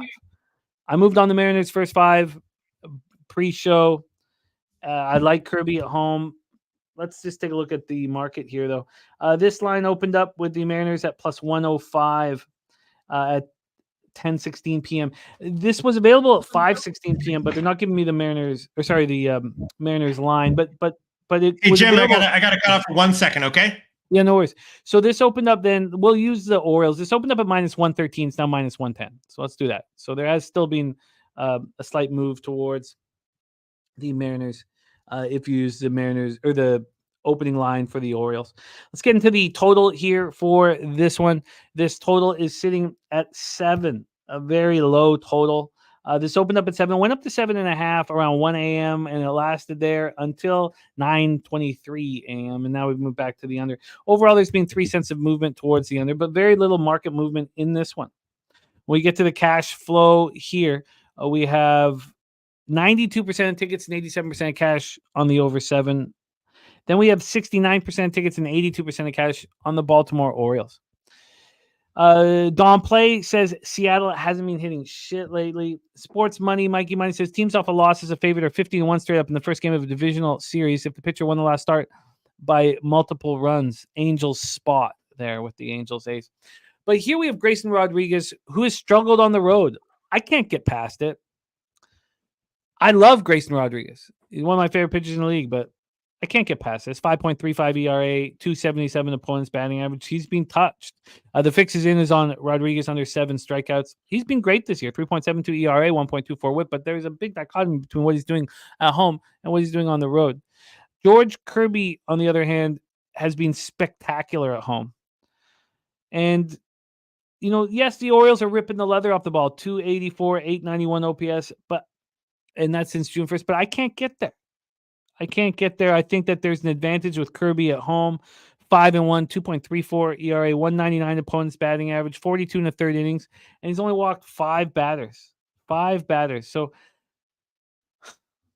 I am taking the Mariners first 5 here, and with a modicum of confidence. Again, I would like to see what the market move is on the first 5 money line, because there's been nothing again in the full game. The first 5, though, we'll go use Bet Online. I can't get the line movement over at Penny. None. There had been a couple cents of line movement, but now none. I got -108 when I bet it at Pinnacle, and right now it's -106. So I guess I have no real reason to be confident. Maybe I should be nervous. Take it away, Pistol Pete. The floor is yours. Lee Davis has Mariners have lost 4 consecutive series. Very good for our Astros division bet. Jose, take it away. Orioles, Mariners. Yeah, you got what'd you get on the Astros? Plus 345? 375. 375. And you bet the Orioles as well, right? You said earlier in the program. I got plus 140 on that. Yeah. Shout out to them. I'm off this game. I think this is 2 really good teams playing against each. Well, really good might be overestimating the Mariners, but I ultimately have no action. Grayson Rodriguez has not been a guy that I've been confident in backing this year, really. And you mentioned his road starts and his road ERA have just not been good. This was the other game that is the 2 best pitchers here. But this game does not scream under like the other one does. I could easily see Kurt Kirby throwing those strikes and the Orioles hitting those strikes. And I can easily see Grayson Rodriguez struggling with his 5 ERA. So honestly, an over would be interesting for me, but I stayed off this game. I thought it was really tough. Mikey Money, you mean the $137.50 that I owe Jose Bouquet? Is that what you mean by the plus 550? Yeah, no, there's no conversation. Jimmy's a man of honor and integrity. I did think that Jimmy, you were going to offer that full amount of that bet for the Canada game. I had planned on doing that, and I cut it when you told me that it was Venezuelan Independence Day. I figured that might be in your plan, so I didn't know what you were going to do with it. But I thought maybe just offer you half of it, and then I cut that as well. That's fair. That's fine. I would do the same thing if I was you too, and I knew Venezuelan. Now we can bet, but let's bet after we're straight.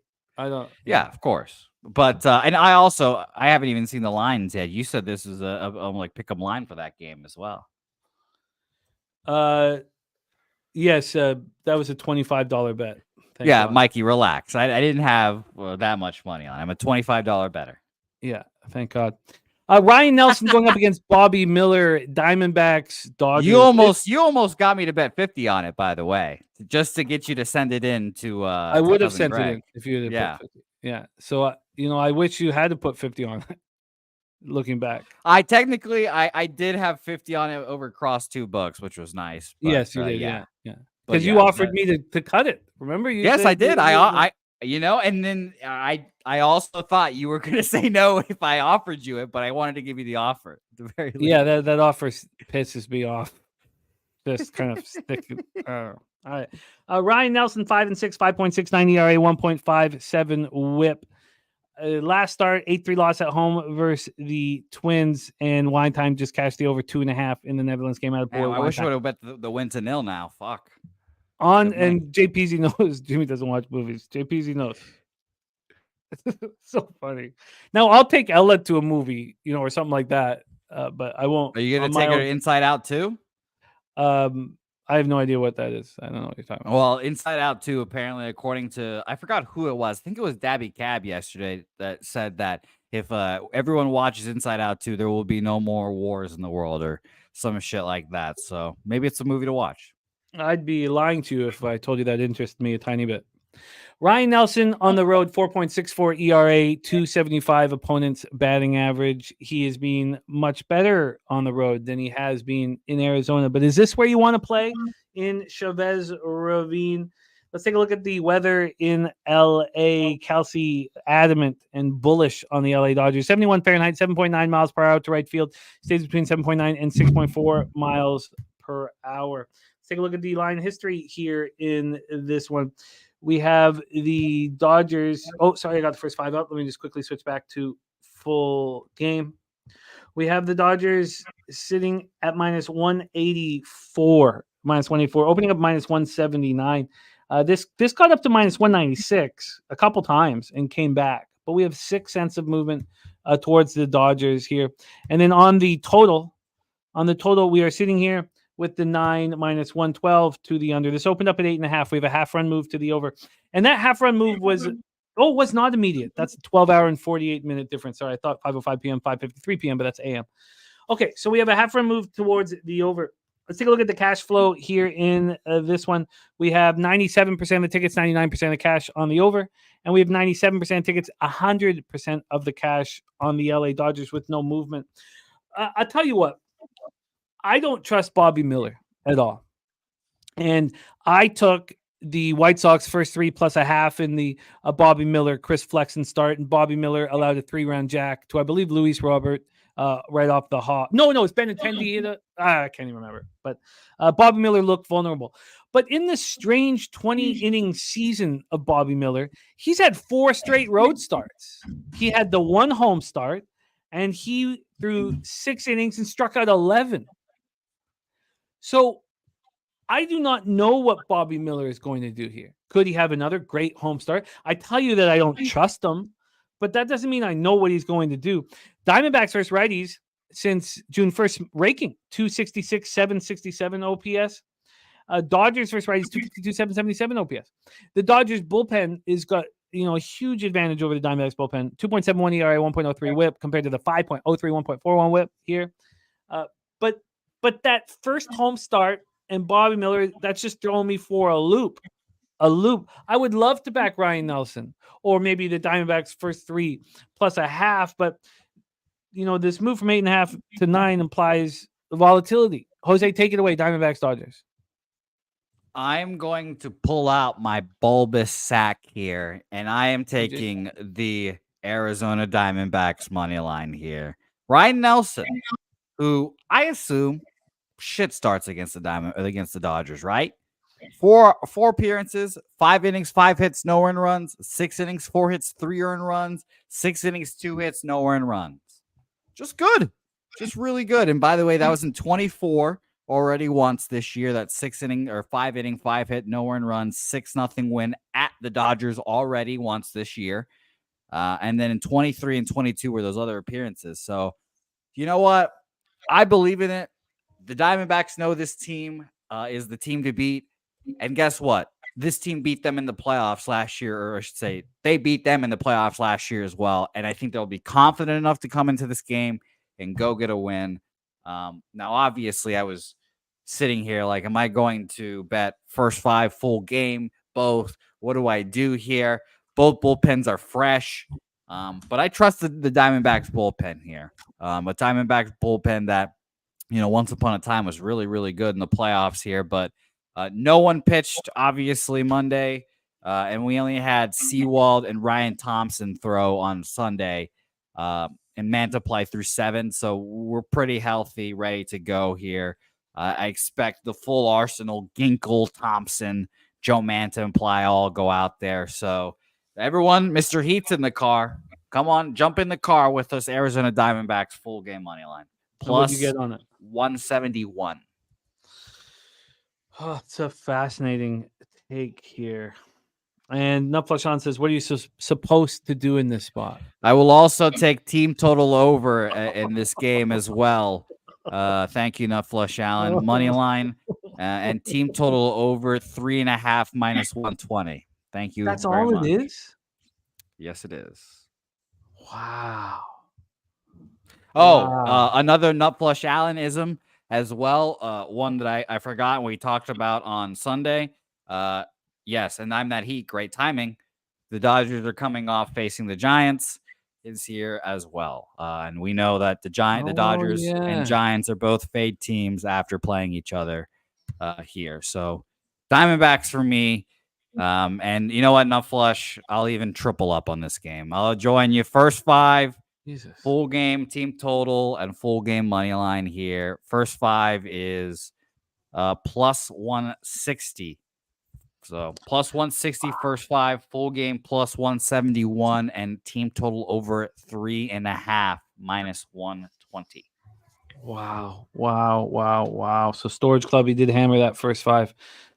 I have this issue with that first start at home. We've seen him in 4 straight road starts. Let's hear what Loshak has to say. Loshak, take it away. Diamondbacks, Dodgers.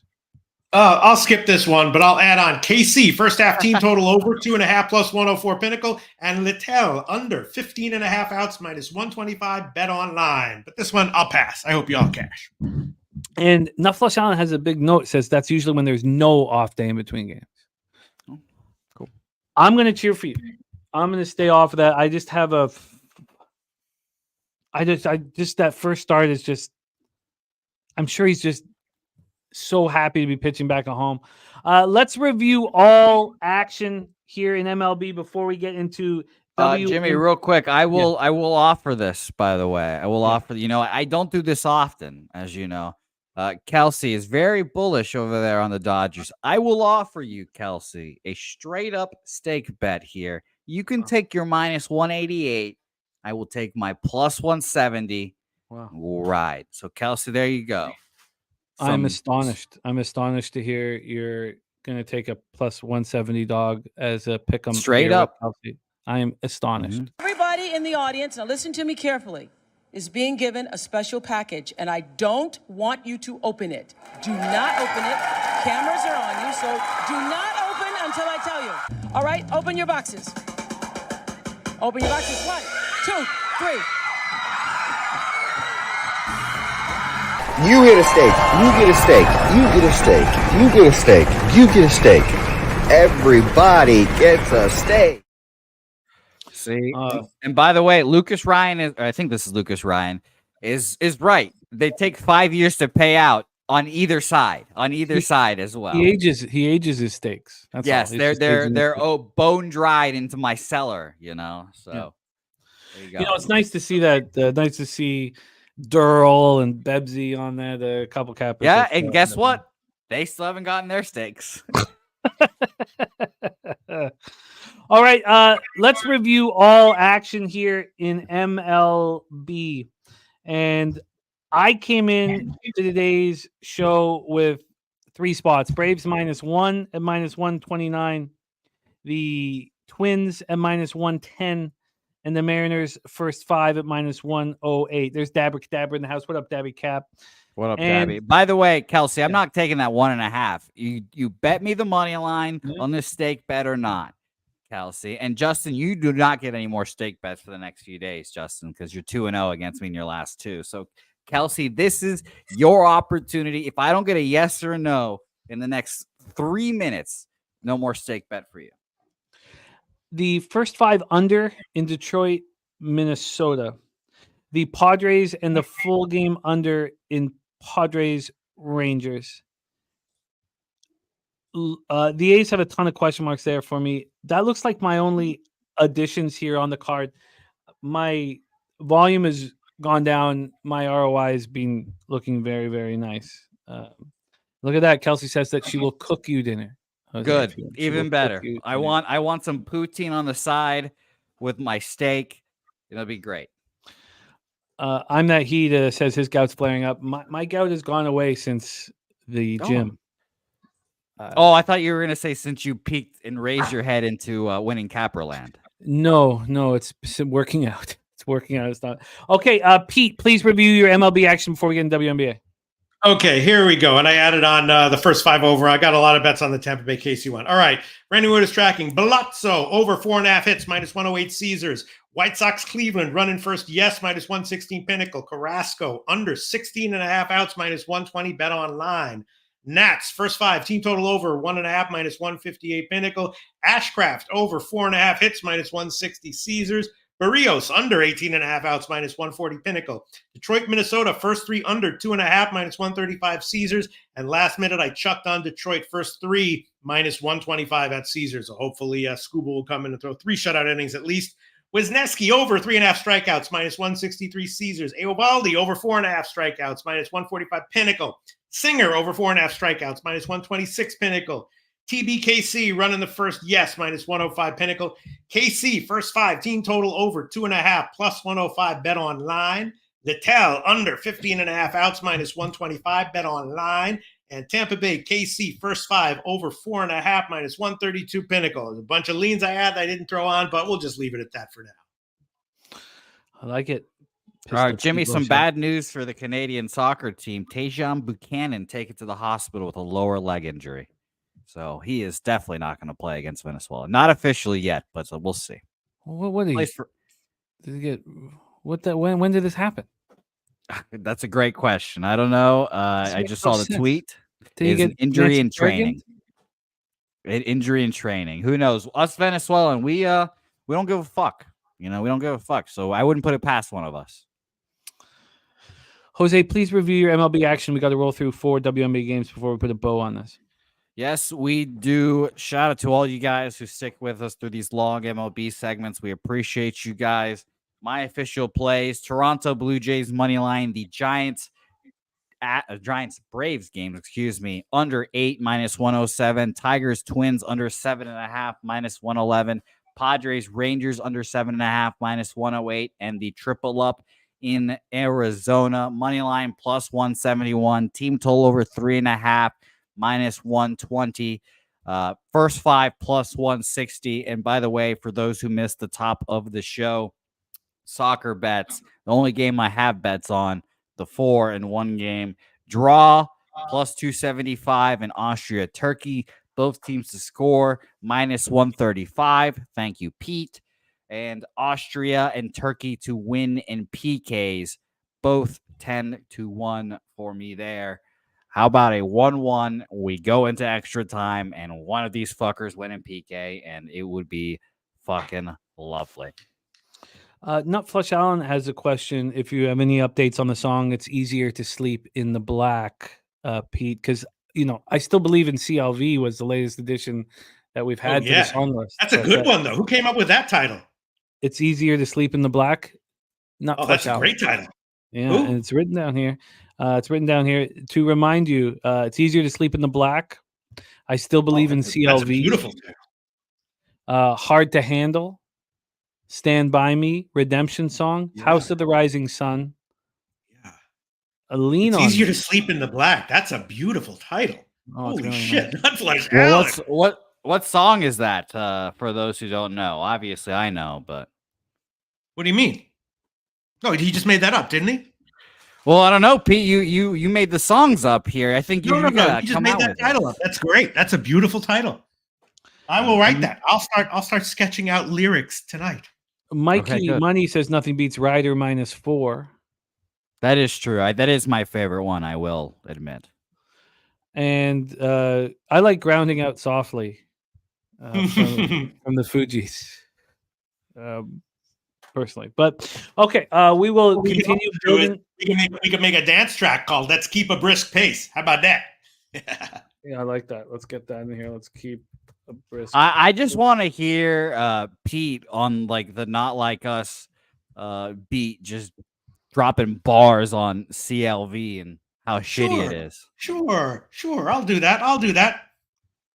All right, let's get into WNBA, fellas. We start at 7 p.m. Eastern. The Minnesota Lynx 14-4, 5-3 on the road. The New York Liberty 16-3, 9-1 at home.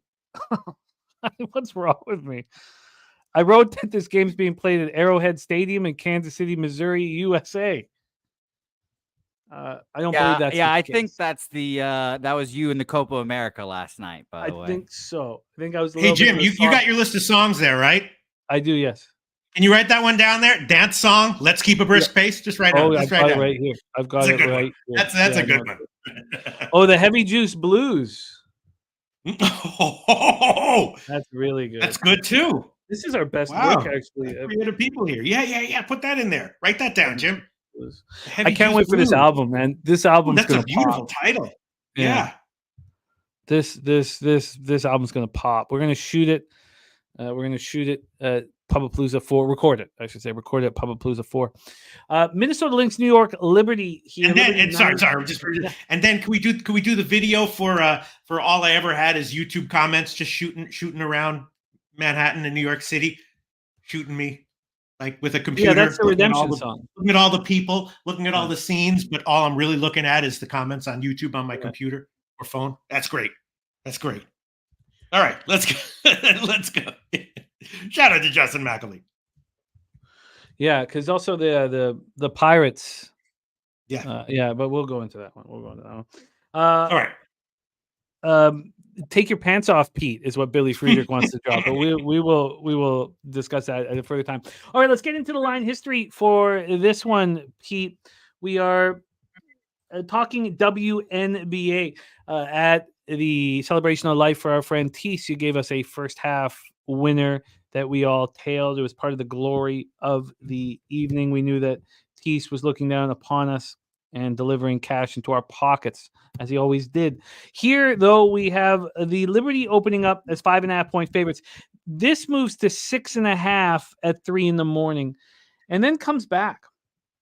And it wasn't a fast ride back, a slow, methodical ride back to a 5. So we have a half-point move towards the Minnesota Lynx now. And from a total standpoint, we are sitting here with a 167.5 at -110 to the over. Pete, this opened up at -164. It got up to 168.5. We have a point of buyback, but still a 3.5-point move towards the over. Let's talk about the cash flow in this one. We don't have any percentage of money, but we know 83% of the tickets are on the Lynx and the line's moving towards them. We know that 71% of tickets are on the over. Take it away for us here, Pete. Lynx, Liberty, to get us started. Oh, this is at the Barclays Center tonight. Maybe I'll go to that. Of course, this is the rematch of the June 25th game, right? The Commissioner's Cup, which Minnesota won outright as a dog. So you might think this is revenge for the Liberty, but the Liberty, one of these teams had been overvalued for quite a while. Minnesota, covering great all year long. ATS kind of under trending. So I think I'm going to pass on this one. My lean would be first half under, because, the Liberty, of course, will have revenge on their minds, but, you just never know. Maybe they'll be like, all right, let's get our revenge by trying to outscore Minnesota. I think more likely they'll be like, that's fucked up that they beat us. My lean would definitely be the first half under, but of course that's very treacherous because New York is Liberty is so high scoring.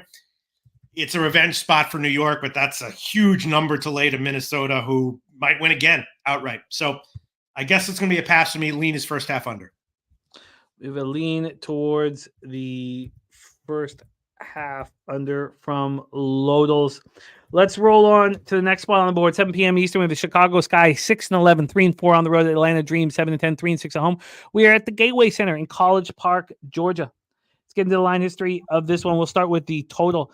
This total is sitting at 158 right now at Pinnacle. Opened up at 159.5 and has dropped a 1.5 towards the under. A 1.5 point drop towards the under. On the spread, we have the Chicago Sky at -1.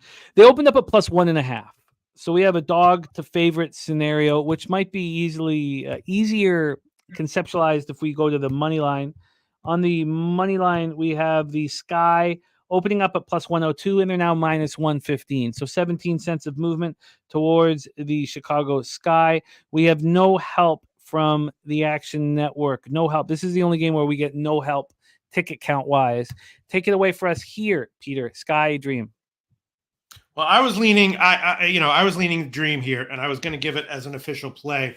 Maybe I'll do it anyway, because you never know what the lake market. And then if you're like, well, I knew it during the show, and then the lake market move in Atlanta closes at -2.5. Like, why didn't I just trust myself? Chicago not covering recently. Atlanta off of 2 nice road covers. Before that they weren't covering, but a couple of very nice road covers. Now they're back home against Chicago. Unless there's some personnel stuff that I'm not aware of, I am liking Atlanta here. But yeah, I'm liking Atlanta here. Get the win. I might make it official. Atlanta. I'm sorry. Go ahead. Well, I mean, if you were to move on that, you'd be in good company. Justin McKelvey on the Dream here. That's his team. That's his team as well. Really? Dream. So he's backing them here on the money line despite this market move towards the Chicago Sky. And he's doubling down because he's also on the Sky team total under 79.5. Wow. And I'd also be leaning first half over at 78.5, current line at Caesars. All right, let me I will let me just Jesus Christ, Jimmy's back. All right, let me I'll go for it. I'll just take Atlanta money line. I'll shop around, and maybe I'll throw on a half total or a team total here. Just looking around while you set up the other game as well. We'd like to know too if Jose Bouquet has any action here on this WNBA card. Jose, do you? I do not know. I'm just listening to see. I admittedly, first glance, Razor style, I was semi-interested in the Sky. I just think the Sky are a better team than the Dream, but hadn't really done much research into it. By the way, great. Maybe comments of the day from Kelsey here. I broke my laptop in San Antonio. I can hear it already. I broke my laptop in San Antonio. Yeah, it does sound nice. Yeah. Jim, you can give me the Chicago Sky team total under 79.5 -105 current line Caesars. And I'll shop around for the best Atlanta line as well. Okay, I like it. Let's roll on. Next, and stick with us, Jose. Next up, 9:30 p.m. Eastern with the Indiana Fever, 8-12, 4-8 on the road at Las Vegas Aces, 10-6, 5-4 at home, T-Mobile Arena, Las Vegas, Nevada. The Fever riding high off of the performance against the Mercury. This is a much more difficult situation here. On the spread, we have Vegas as 13.5 point favorites. Opened up at 13.5, dropped to 13 for a bit. Now they're back at 13.5. Sure, we have 5 cents of movement, just 5 cents of movement at this point on the Aces. From a total side of things here, we have a 178.5 at Penny. This opened up at 174.5. And we've climbed all the way up to 178.5, and it is also slightly juiced to the over. So a huge move towards the over. We have 74% of the tickets on the Aces, no cash flow information. And we have 63% of the tickets on the under, despite this continuing to climb. Here we go. Take it away for us, Pistol Pete Loshak, Fever Aces. Yeah, this one, of course, the Vegas. Great team that was overvalued for a while. You might have noticed that then they covered 3 in a row, and last game they were just too big of a favorite, but they won that one easily as well. That coincides perfectly with the return of that great guard, so that explains why they've suddenly taken a turn for the better, and especially offensively. And Indiana, a good team, but they're coming off of a road win where they came from behind, a straight up win. So it's a huge spread. I would be leaning Vegas minus the points, but I don't think I can take it. Indiana has been very good ATS in general, but I'm definitely leaning, first half over and Vegas first half team total over, even though those are very, very high totals. But Vegas is really rolling now with Chelsea Gray back. They're at home. And so those are my leans. Not sure what I want to make official, but that's the way I'm thinking. Can't quite pull the trigger on Vegas minus 14 or whatever, because you might get what happened yesterday. And Indiana is, a good team that's been covering, so you don't want to give them that many points. So leaning first half over and first half team total over for Vegas.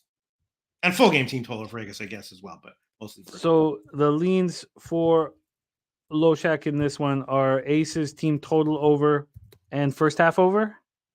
Yeah. And first half. No, Vegas first half team total over and the first half over. Oh, okay.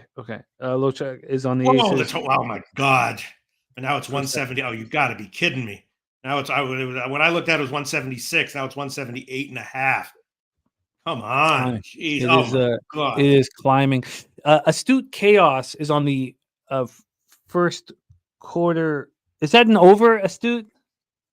Sorry, you didn't put it over or under, and I was about to read it out. If you could let me know here for that one.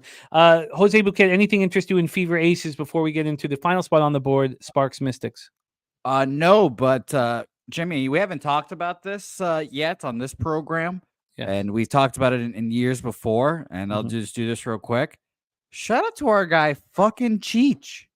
Oh, yes. You're absolutely right. In the Colossus. Yes, back in the WB or the World Series of Poker, and Razor just tweeted out an hour ago, 33rd place right now. Well, 9.1 milli. That's extremely exciting. Our guy Cheech. That is so exciting. Yeah. Because he started today with 9.1 milli in chips. That is go ahead. That is the over 44.5 for Astute Chaos, by the way, in that. So first quarter over 44.5 for Astute in the Fever Aces. All right, and Jim, I'll take first half over 89.5 minus 113. I'll take it. Indiana, Vegas, first half over 89.5 minus 113. Heritage, current line Heritage. And it's cool that go ahead. I was gonna say it's cool that Cheech was in like our poker tournaments as well. Before. So shout to Cheech. Yeah, it's incredible. What a run. That's so exciting. Absolutely exciting here. And Kelsey says, please, Horsies, no money just for fun. We don't do anything just for fun. No. Come on, Kelsey. Talks. 10 p.m. Eastern, Washington Mystics 4-15, 1-8 on the road at the LA Sparks, 4-14, 1-10 at home. We are at crypto.com arena here. So let's pull up the line history for this one. This total is sitting at 164, juice to the over. This opened up at 162, and we got to 164 once before 10:30, and it dropped. We're back at 164, and this is juice to the over pretty legitimately. It's funny. This is over 164 minus 115. It moved 9 minutes ago, and there are bookmaker 164.5. So there are some books that have followed suit. I thought they were all 163.5s. Pinnacle moving this 164.5 shortly. On the spread, we have the Sparks -2 at -109. They opened up -1.5, and they're now -2, a half-point move towards the Sparks. We do have some information here, and it's basically about it's not spread-wise. We have money line information. On the money line, the Sparks opening have 17% of tickets and 40% of the cash. So that's probably why the spread's moving in their direction. 50-50 ticket count on the total and no cash flow information. Take it away for us, Pistol Pete, our last game on the board, Mystic Sparks at Crypto. Well, I was looking at the Mystics, but obviously the line has moved in the opposite direction, so that's not very nice. Both these teams have been covering recently, but because they're both bad, they were covering because they were big dogs. Now they're playing each other, and it just seems like the Sparks have more injury issues to deal with. And Washington, should be able to take advantage of the struggles that LA is likely to have with their injury issues. But hey, markets moved in the opposite direction, and who knows? I mean, the WNBA is probably going to be even more like the NBA than the NBA is in terms of like maybe giving some benefits referees wise to the home team. So maybe I'm on the wrong side here, but I was liking Washington. Haven't bet it yet, but I still like the Washington team total over. And big move to LA.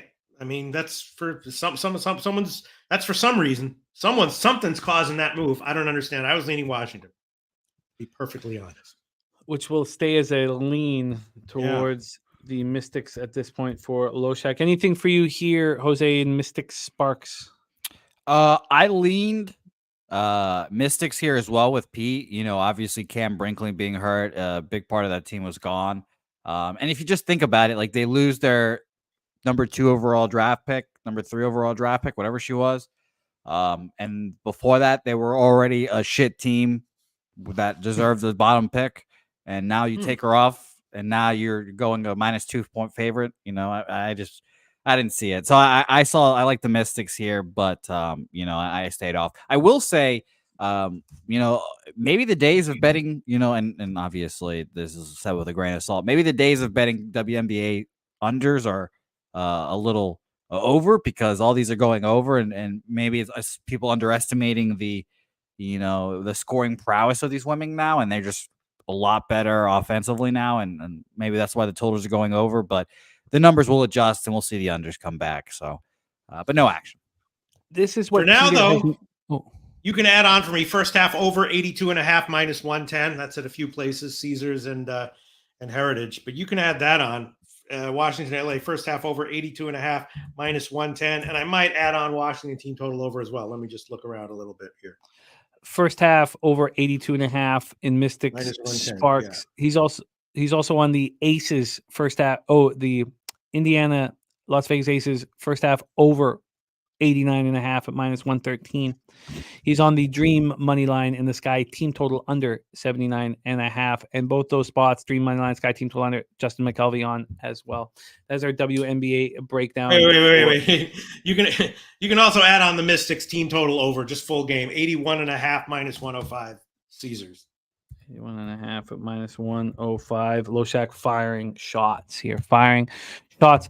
All right, let's review in CFL. I've moved on the Argos. I really have moved with confidence on them.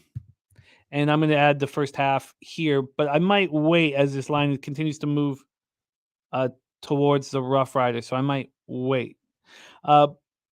Bombers, I'm just going to wait for this, you know, if it's going to be Claros or not, for the first half double up. I'm already on the -2.5. I got -115, 5 cents move already in my direction. Then I've moved on the under 53.5 in Lions Ticats. This has also moved against me. And I'm going to move on the Ticats +5 here. It's moved. There's been a half-point move against me. I just, none of these games, the Argos don't play till Thursday. It's just that the market moves, we just annihilated last week and swept the board. And anybody who came late with the moves that were available swept the board too. It was just, mine was much more relaxing. So I'm going to add the Ticats +5. And I'm fine with the market moves going against me in those spots. I don't care. So that's just a quick update for CFL. Let's go over action here one final time to put a bow on all of this. The Colorado Bull, no bull parlay, 2-2 +10 units. Over 4 bets, he's given us 10.1 units. He's on the Braves -180, the Twins +108, the Phillies +110. That's 579. Viper MB, White Sox first 5 team total over 1.5. Stacks play today. Suzuki over 1.5 bases at +110. The Pissy Cheerios play today. Cardinals money line +102. He's also on the Royals and the Angels. Gerald Jones is on the Houston Jays first 5 under 4.5 and the Angels. Pig Milk play today. Mets team total over 4.5. Troy Torrance on the Jays and the under 8.5. Jose is on a draw and both teams to score in Austria. Turkey popping off in 35 minutes. Loshak also on both teams to score in the first half over 1. Subhuman Gaucho on Austria -105. And JPC on the Padres. And TJ's play today's the Mets -128. Now he got it at +104. So there has been this. It's amazing he got it +104. Wow. Unbelievable. That whole thing just scares the shit. Why would they have even lined it at that number? It's just wild. Loshak is on the first half under 1.5 in Brazil, Colombia. He's drinking the juice on that one. He's also on the under 1 in Costa Rica, Paraguay, -132. Troy Torrance also gave us the Yankees run line. Yankees double result. Guardians run line. Guardians and Braves money line. Jays money line. Jays Astros under 8.5. BJ's best bet of the day is Yankees on the run line. And Joe T's best bet is the Rockies first 5. Colorado Rockies first 5, team total over 2.5. Beautiful, Swiggy. Thank you for that. Billy Frieda gave us Josh Naylor over 1.5 bases and Chris Flexen under 15.5 outs. Mikey Money gave us Boston first 5, team total over 2.5, and Cutter Crawford over 5.5 Ks. Oldie gave us Marlins team total over 3.5, and Loshak gets his card started with Valente Belozo over 4.5 hits, a -108. But I'll let Loshak deliver his action. We'll close with Loshak's action here. I told you my 3 bets pre-flop; they're all locked in. My pre-bet, my action: Braves -1 to -129, Twins at -110, and the Mariners first 5 -108. The additions to my card are going to be the first 5 under 4 at Target Field, and the Padres in the full game under in Arlington. Jose Bouquet, your action in MLB on today's card. Can I excuse me? Can I go last because I'm preparing something real quick? Yes, Peter Loshak, your action. You want to go over everything? Just MLB. Just MLB?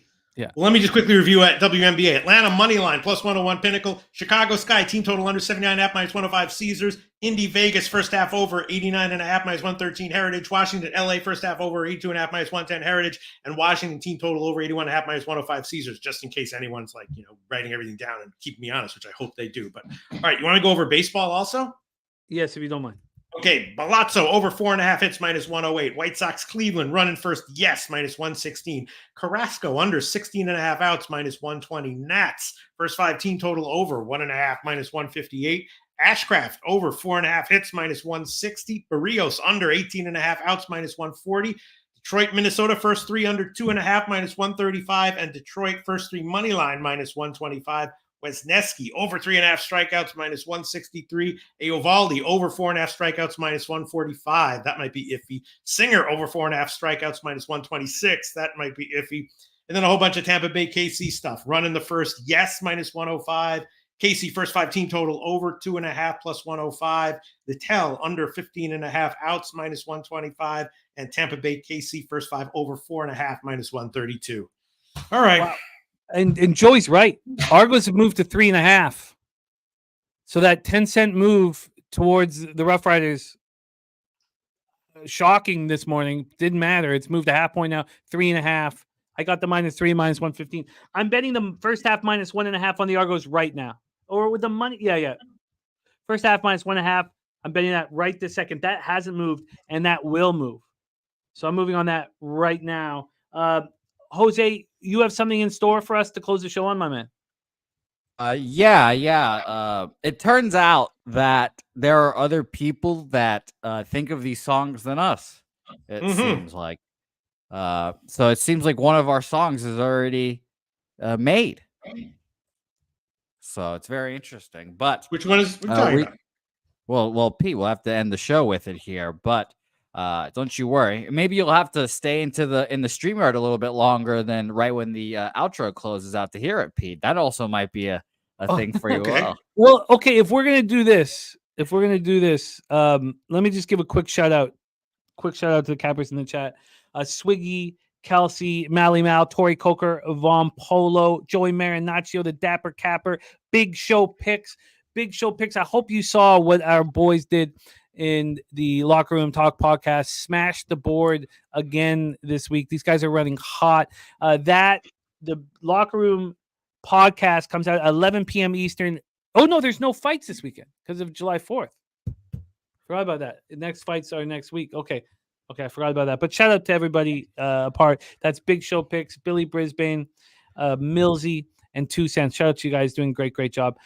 Thank you guys all for rolling with us. Astute Chaos, Justin McKelvey, Christopher Williams, The Juice, Nutflush Allen, Andrew G, Tori Coker, Mikey Money, Lucas Ryan. Thank you to all of you guys. Love and respect. Billy Friedrich, thank you for all that you guys do for us, man. We got nothing without you. Top set, all of you. Jose, take us home, man. Yes, I will quickly review my MLB action here as well for those of you that might have missed it here as well. But shout out to everyone in the chat. Without you guys could not make this shit. Without you guys, we would not be able to do this shit. You guys make this possible. So thank you guys as always. All right. So my action here, where are we? There we are. Toronto Blue Jays full game money line -103. The Giants Braves game under 8 -107. Tigers Twins under 7.5. Excuse me, -111 there. And that's going to be a very interesting game, to say the least. Excited about all these games. Excuse me. I also have, where did I leave off? Padres Rangers under 7.5 -108. And that triple up in the Arizona game. First 5 full game and team total over there. So that's going to be a very interesting game for me nonetheless. And of course, the stake bet with Kelsey is going to be present of mine as always. So good luck, Kelsey. I hope you lose epically. I have, by the way, money line +171, team total over 3.5 -120, and Arizona Diamondbacks first 5 +160. For those who might have missed, starting in a few minutes as well, draw in Austria, Turkey A +275. Both teams to score -133. Suck it, Pete, and both of those teams to win in penalties at 10-1. So shout out to you guys, appreciate it, and shout out to Swigs for sending me this lovely song. Apparently, is easier to sleep in the black. Oh. Finally saw the tables turning, luck was back on my side. Started seeing green instead of red in the morning light. Felt the weight begin to lift as my balance hit the mark. Now I'm resting easy, no more bottles in the dark. It's easier to sleep while in the black. No more counting sheep or looking back. With every win I feel life's back on track. It's easier to sleep while in the black.